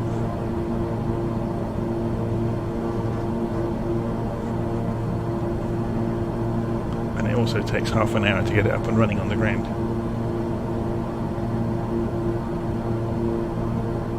But then the Boeing 247 takes a good 5 or 10 minutes to get it ready for flight, so.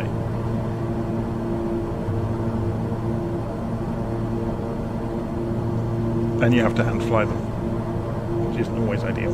So let's just center altitude, center heading, out, and switch on the autopilot. And then put it back on nav mode, and it's on GPS nav mode, so it's going to go and follow the flight plan for us. 3,500 feet. It's backtracking towards the plan because I'm not on the line at the moment. So if we look, you can see our merry band of transmitter users. So this is, if anyone's not seen transmitter that's watching, this is what it does. You get to see where people are on the map, and it updates every 5 seconds, or you can actually configure that in the menus. But it updates, and you can see anyone that's running transmitter will appear within little nav map.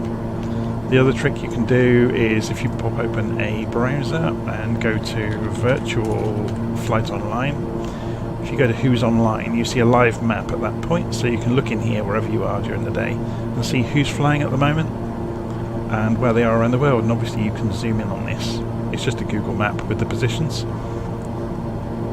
If you want to be really clever with this, you can put some parameters on it. So I can say question mark call sign equals John Beckett, for example, and it won't find me because it's case sensitive, of course.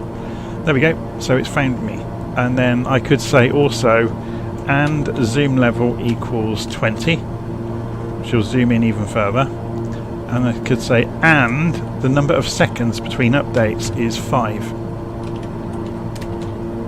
And if we do that, so this will redraw our positions every 5 seconds fully automatically. So it's doing it, look, and it's centered, so I could leave that open. So I could actually zoom a bit further, or even a bit further than that. It's not taking any notice of the Z, is it? It's because it's uppercase. I think it's case sensitive.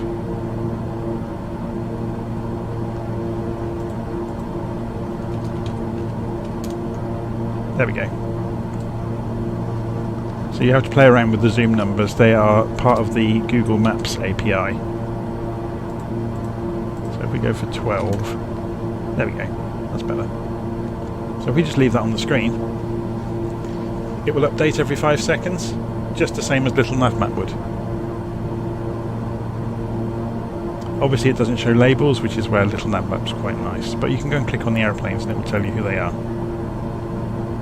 quite cool. Yeah, he's flying a Spitfire, as we suspected. So that's Transmitter makes this available. So you can download it for free from virtualflight.online. We also have a forum. So if you want a community, and this is all about building community for people flying together, there's all sorts of discussion forums in here, discussion boards, sorry. There's events, invitations, general discussions. You can introduce yourself and say, you know, how you started out with flight sims. So we're trying really like mad to build a community of half-sensible people, unlike a lot of the people that tend to join the Microsoft Discord, which they usually get banned within a couple of minutes. But yeah, we're trying to avoid the mayhem and just have people that like flying.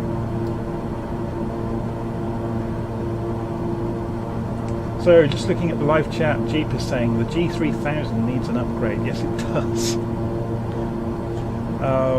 William Kelly, for instance, wind farms exist in the sim, but what about those wind farms you just passed? But yeah, there's no way of knowing without comparing the same route with the add-on and without the add-on. Bandit is 6 o'clock.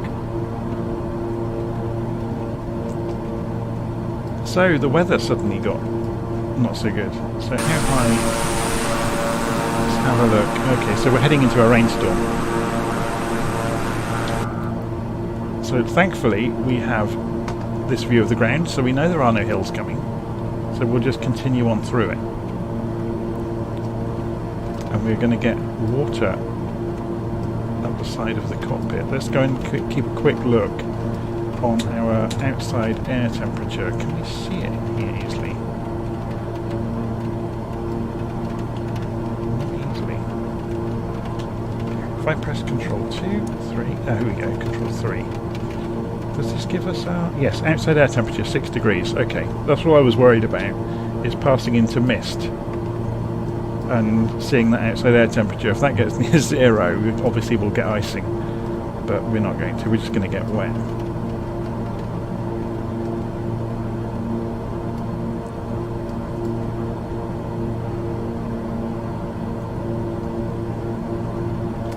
William Kelly's asking that transmitter is necessary for us to show up in Little Nav Map.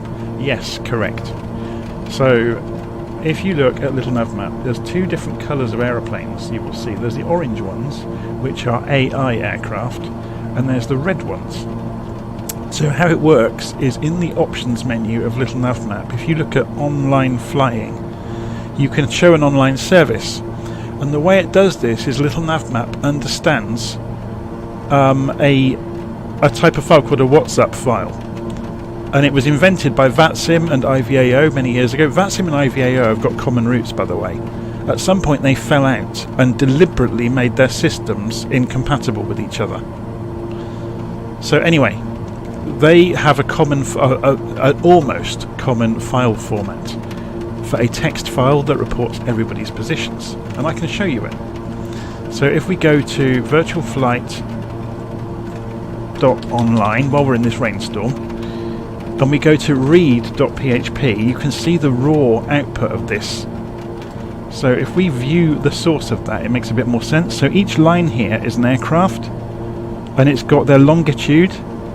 If you look in a bit closer, you can see their call sign, their name,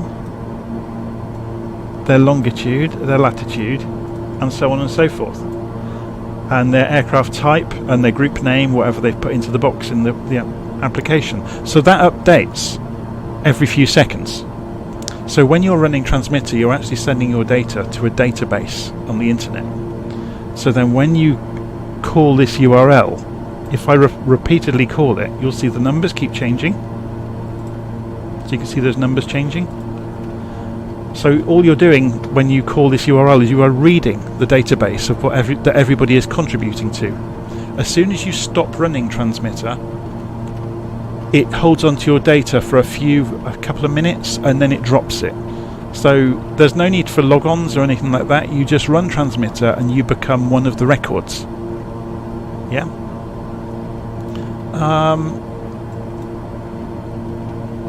See, that's all it does. And then within Little Nav Map, going back to this, these are well-known URLs for VATSIM, for example, that would show all the pilots in VATSIM by reading their version of that file.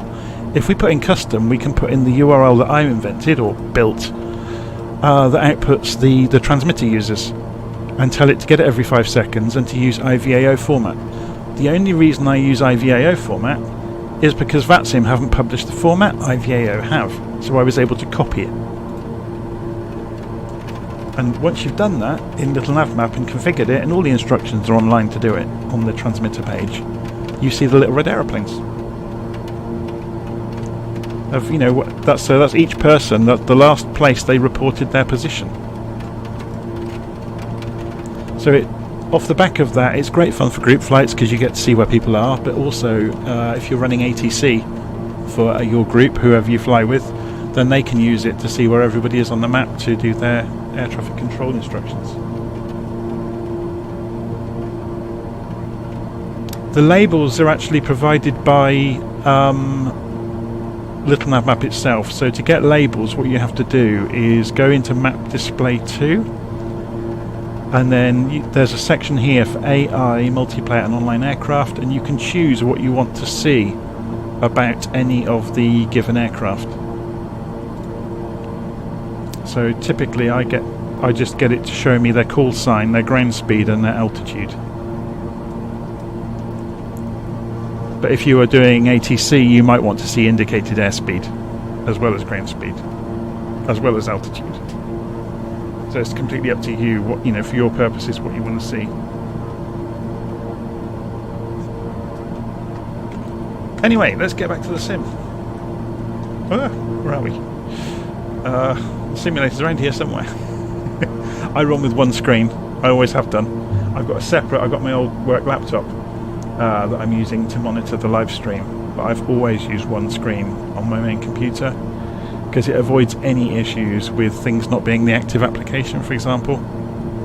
And okay, it means I don't have a map to look at, but then a real pilot wouldn't either. So it means I tend to use the aircraft systems. I might glance across at Little Navmap now and again while in cruise, but you know, during crucial moments in the flight, I'm not going to. I'm going to use the aeroplane systems if I possibly can.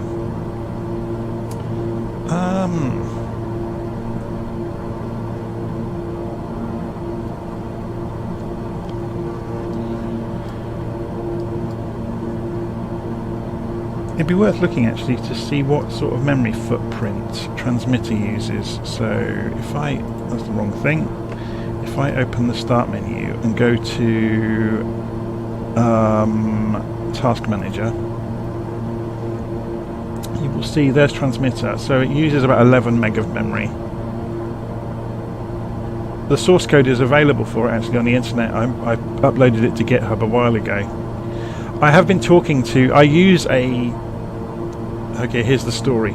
I built transmitter in one lunchtime just to see if it was possible, and I used a library that talks to SimConnect that somebody else had already built. So this is a common practice with software development. You don't reinvent the wheel. Yeah, you use what other people have already done if you possibly can. Whoa, there's a collision course about to happen. If you look out the window at this other aeroplane next door to us. So yeah, you reuse other people's code if you can, if it's good quality. So I found a library of code somebody had written called C-True, I think, that reads the SimConnect interface already. So I plugged that into my little program, and that gave me the reading of the data from the flight simulator, basically for free. Unfortunately, it doesn't pick up the transponder code, so I've been looking at that recently and got in touch with the developer, and he's going to have a look at it and see if he can figure out. I've looked at his source code, but I don't really want to go meddling with it too much to figure out why it's not reading the transponder codes, because that would be, you know, another huge boon for people doing IFR, ATC, so that in the mapping software they could see the transponder codes.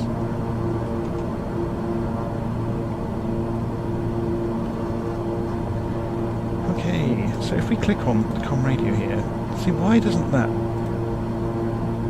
Okay, you have to click on standby to key it, and then you can do a transfer to get it to go to active. Okay, that makes sense. What's in audio then? Isn't that interesting? You go to audio to go to the nav radios. Who designs these interfaces? Did their friends get jobs at Ferrari or something, and they got the job at Garmin, and they thought, right, I'll design you an interface?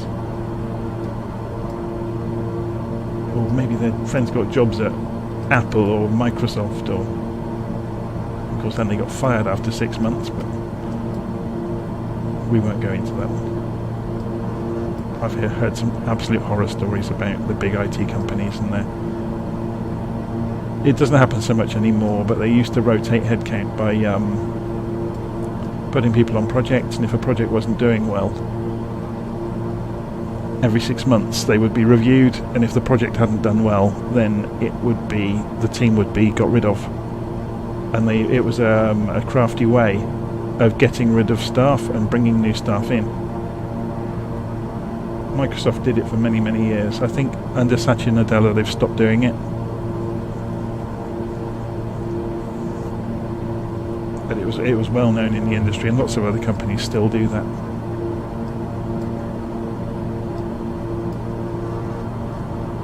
Okay, we're getting closer to our destination. We're getting closer to the border. Let's have a look, find out exactly where the border is on Little Nav Map. So, it must be the Rhine, I guess, is the borderline between the two countries. There's a lot of points of interest over here.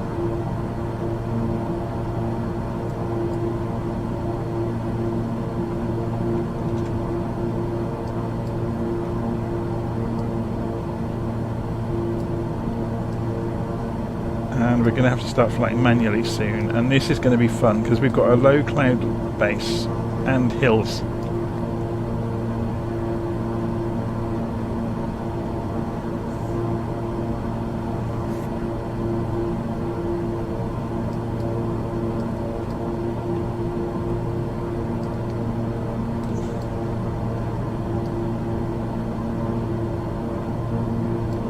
It's funny, I have looked from time to time at improving transmitter to see if it could do anything else, but it does what it needs to do. There's no real reason for it to do anything more than it does. It just reports your position so it can be reused elsewhere. It has got this notes now that you can type into, so if someone's looking on the list of people flying, they can find out what they've written on their notes. So if you're in, you could invite people to come flying with you. So I've just got the link there to the discussion forum invite to do this route today. Hello.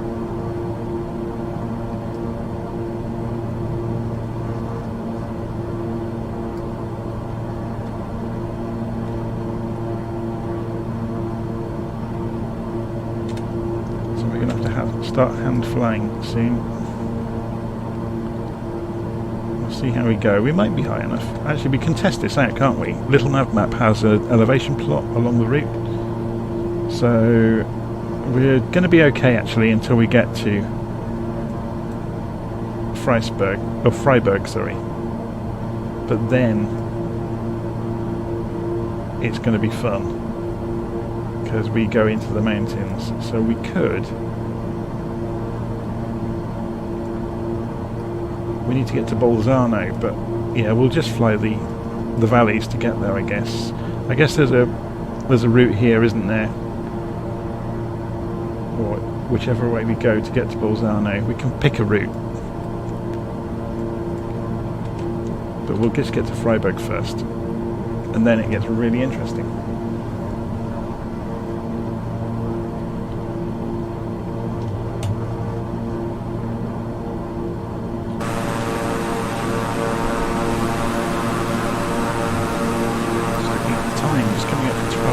Did we stop at Freiburg for 10 minutes? Oh, it's pausing. Is the sim going to crash again? No, it just stuttered massively.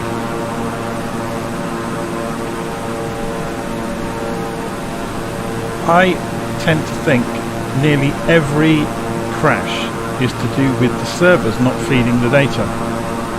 whether that's the switch over of weather from global weather to METAR-based weather. Because I don't know if you've ever noticed, when you get close to an airport, the weather changes, and that's because the weather engine is switching over to use the locally forecast weather or measured weather, versus the forecast that's used in the global weather system.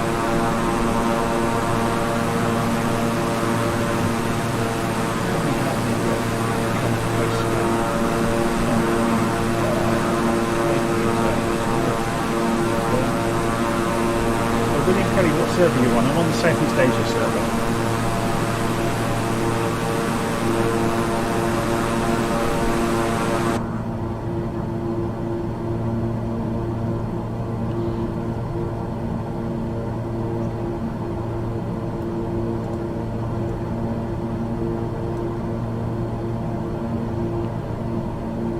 So here comes the hills. I'm going to take off the autopilot and have to fly it through these hills. Just to make sure we don't hit anything.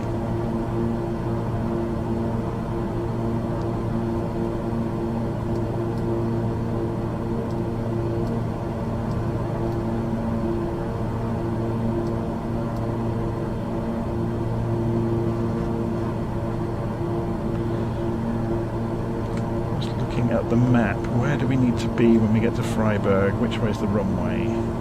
Which way is the wind? So it's going to be a crosswind, it doesn't really matter.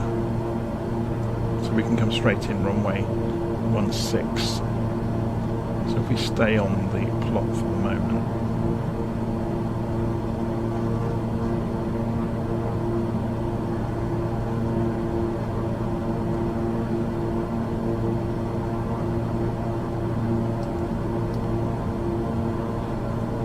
So yeah, in previous group flights, previous live streams, I've experimented with using a live Discord chat room so we can have a conversation while we're flying. It's just too dangerous. All it needs is one person to walk into the chat room and start spouting a load of rubbish, and it's too late. I have to then go and edit the video, and it causes too much trouble.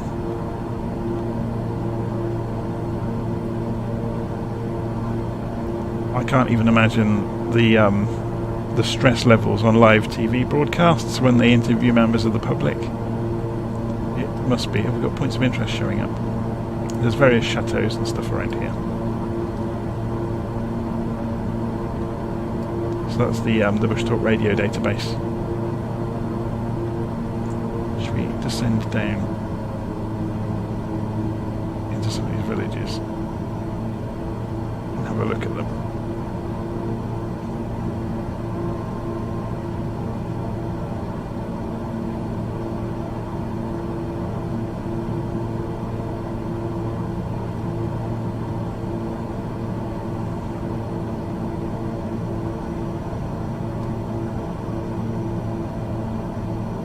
Radio mast down there. The church. 500.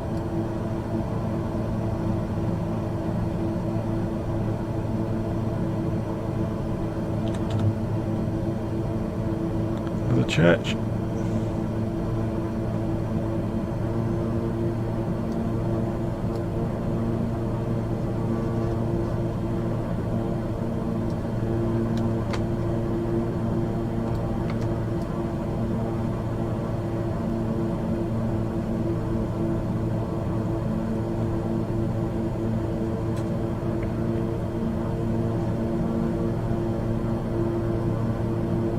So we will be crossing the river in a moment.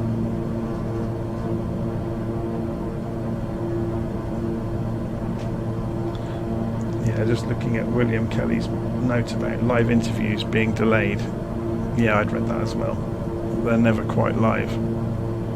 There was a famous one in the UK years ago on a British Saturday morning TV show. Now, I can't remember exactly which one it was. But they had a pop band of the time on live, and they would take calls from the public. So from the fans of, whichever the pop band was on the day, would call in and get the chance to talk to their heroes. they had the #1 band that was, top of the charts that week on the sofa talking to them, and they took the calls from the public, and a teenage lad called in and asked them why they were effing this, that and the other, and there was like a pregnant pause while everybody's kind of panicked and tried to put the phones down. I mean, I shouldn't laugh really, because I've seen it happen with the live stream. So somebody's in the Vertigo doing crazy speeds, and that's it's William Kelly.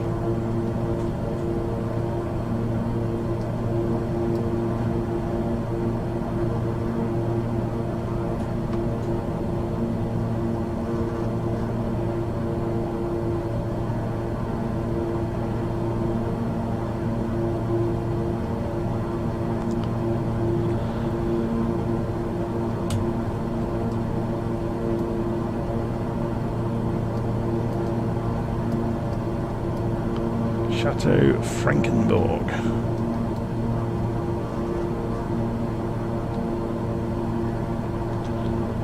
Okay, we're getting closer to the border with Germany. And we're going to go to Freiburg.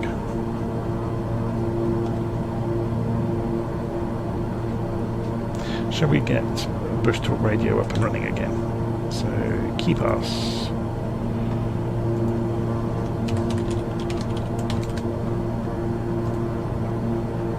Talk Radio, copy password, come back into here, open it up,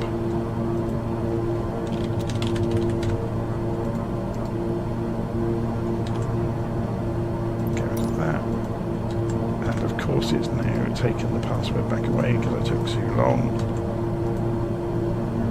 Connected. So when we get close to, the airplane's going to drown the sound out again, so we're going to have to get the volume mixer and meddle with it again.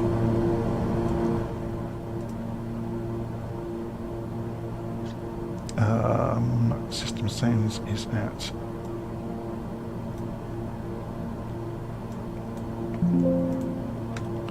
let's see what that looks like on the volumes. That's okay. So hopefully when Bush Talk Radio starts talking, we'll hear it.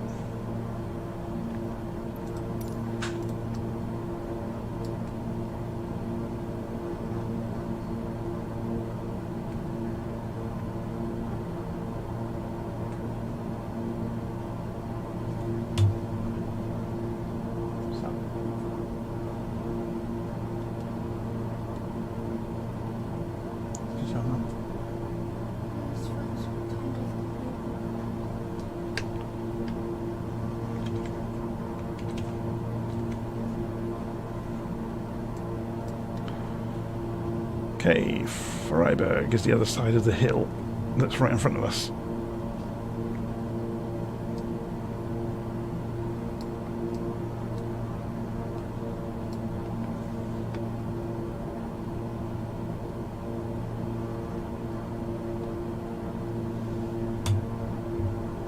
And after Freiburg it gets interesting because we have to navigate first of all a range of hills and then off into the mountains to get to Bolzano.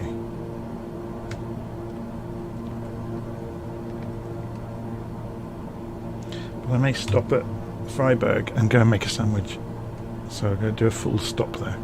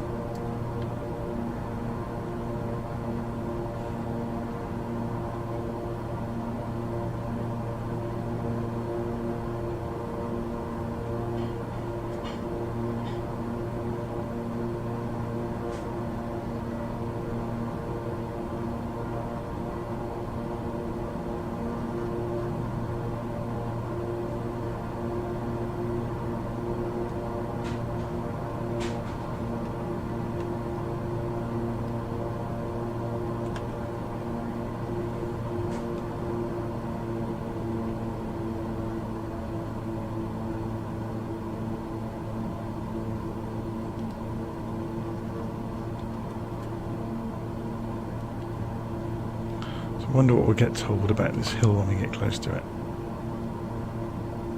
Kaiserstuhl at Baden. Okay, I didn't think we were... Oh, we've just crossed the river. We are in Germany now. Okay.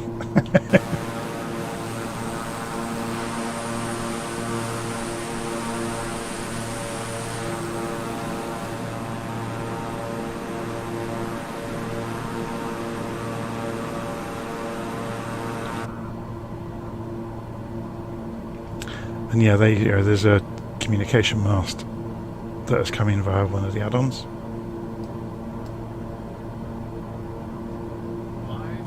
Of course, I'm not running Bush Talk Radio, which is why it hasn't woken up.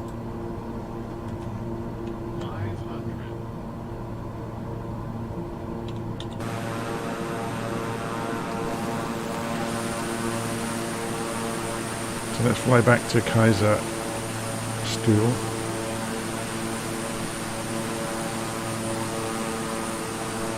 and hear what it has to say.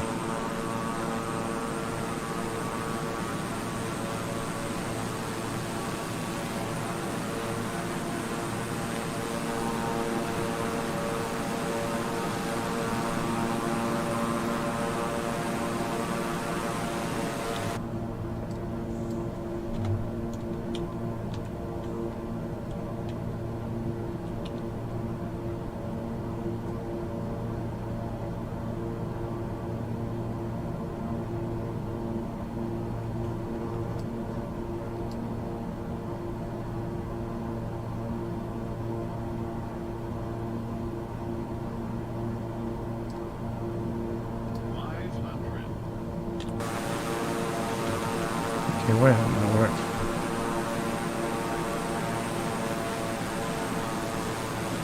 The Kaiserstuhl, lit. Emperor's Chair, is a range of hills in the state of Baden-Württemberg in southwest Germany with a maximum height of 556.6 meters. It is of volcanic origin and located in the southwest of the state in the counties of Emmendingen and Breisgau-Hochschwarzwald. In terms of natural regions, it is considered to be a part of the Upper Rhine Plain. The name Kaiserstuhl is believed to refer to King Otto III, who held court near Salzburg on 22nd of December 994. From then on, the whole hill range was called the Königstuhl, the King's Chair. In May 996, Otto III was crowned emperor and the King's Chair eventually became the Emperor's Chair, Kaiserstuhl. Reliable sources mention the name Kaiserstuhl only as early as 1304, and historians thus suppose that the term Kaiserstuhl was not coined until the 13th century. Geography. Okay, so somebody copy and pasted too many words there, didn't they, into the description that's just got read out. Okay, let's carry on to the airfield now.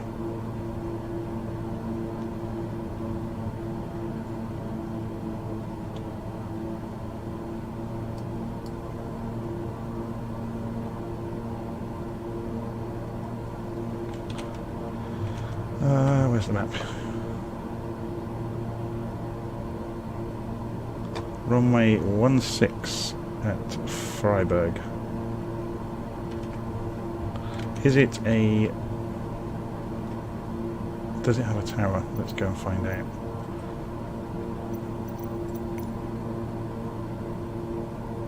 Nearest airport list. Freiburg. No, it doesn't. It's only got traffic.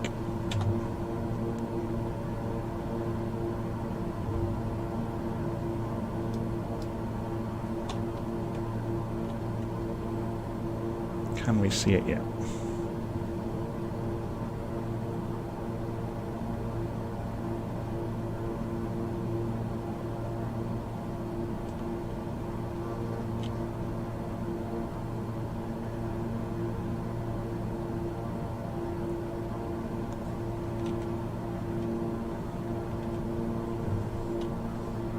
There it is.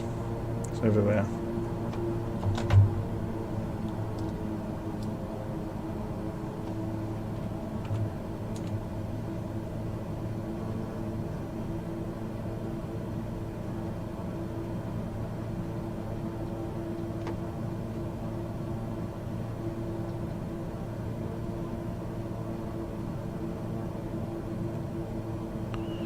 So I'm just side slipping to lose some speed.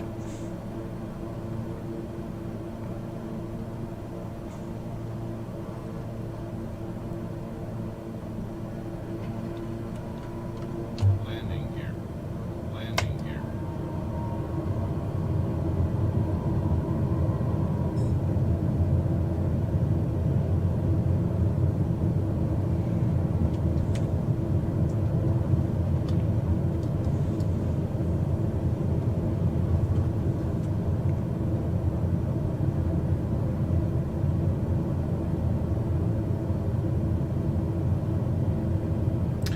Morning, Lee. I've just seen your message in the live chat. I'm just coming into Freiburg.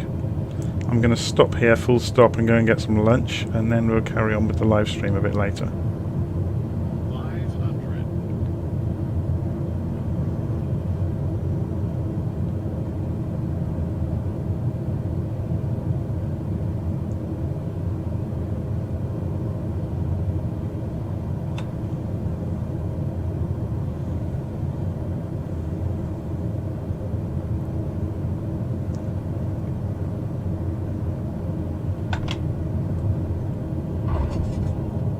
Whoops.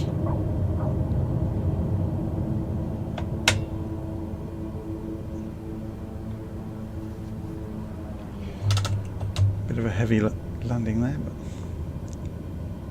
survived.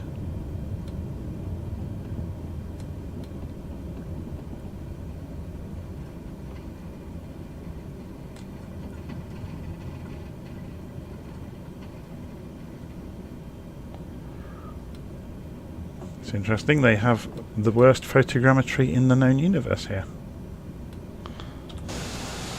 This is the Plasticine School of Art, or Architecture I should say.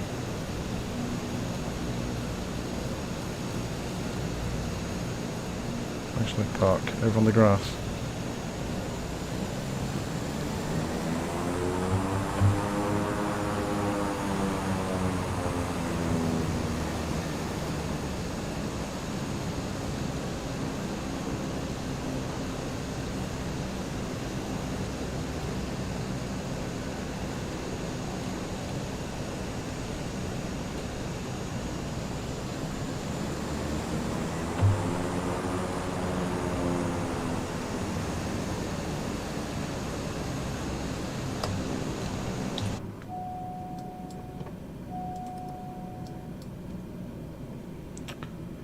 Okay.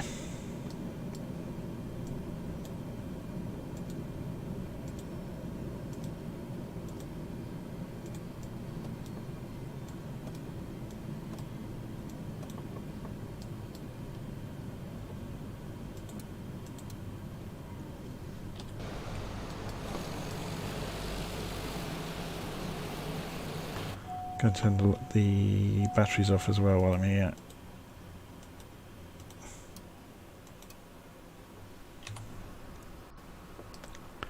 And I'm going to go and have some lunch. I'll be back in about 5 or 10 minutes.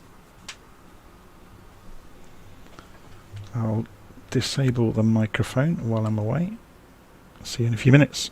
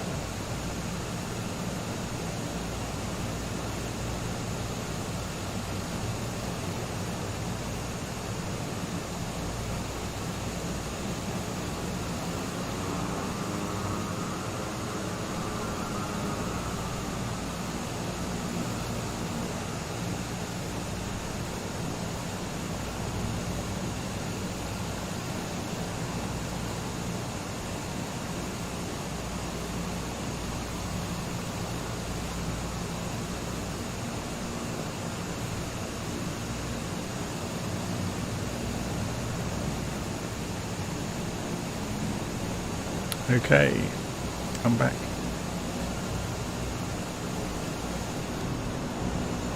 Just looking at which way the wind is. 5 knots. Favouring runway 34, which is this end.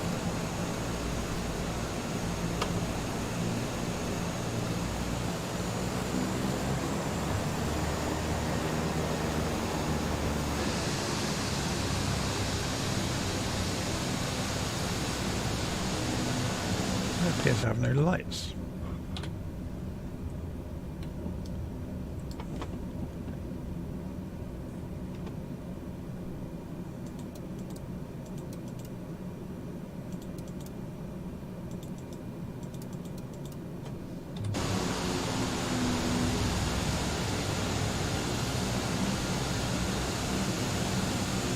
Okay.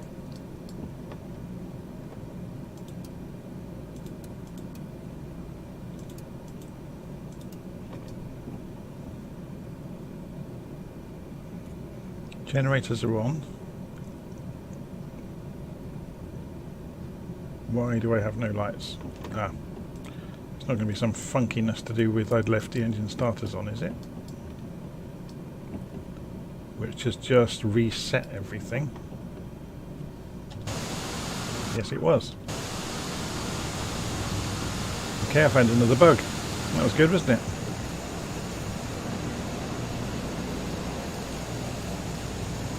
So if you leave the start switches on in the King Air, you can't turn the lights on, and if you then turn the ignition off with the lights on, it reboots the navigation computer.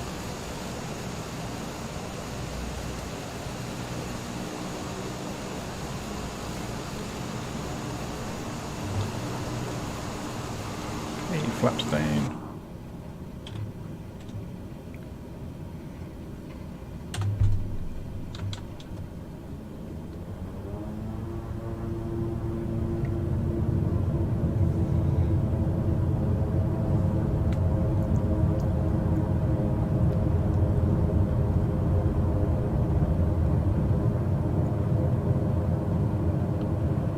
Gear up.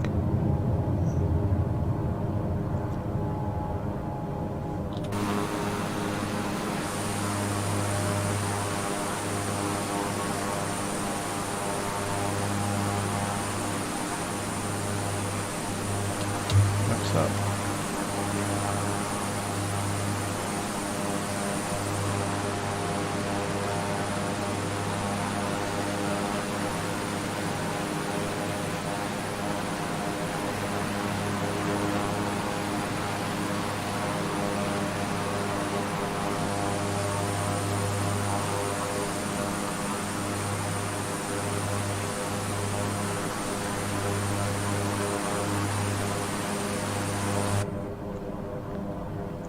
Just make sure transmitter is running. So I can get rid of the password program now. Get rid of the settings.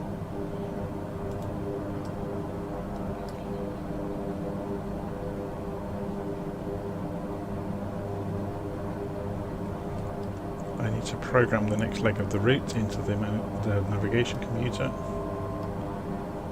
Hopefully without this thing trying to kill me while I'm doing it. So the next leg, LIPB Bolzano.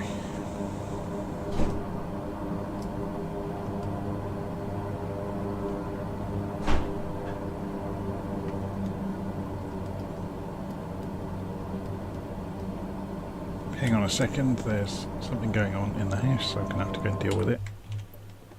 This flight might get stopped very quickly.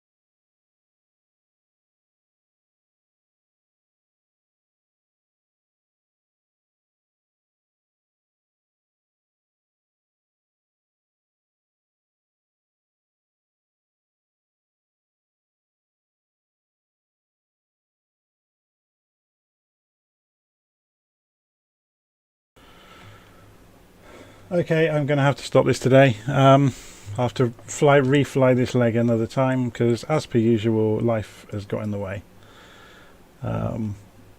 So I will continue this stream another day. And this is going to take about 4 years to do one lap of the Earth at this rate. But anyway, I'll speak to you soon. Take care, bye.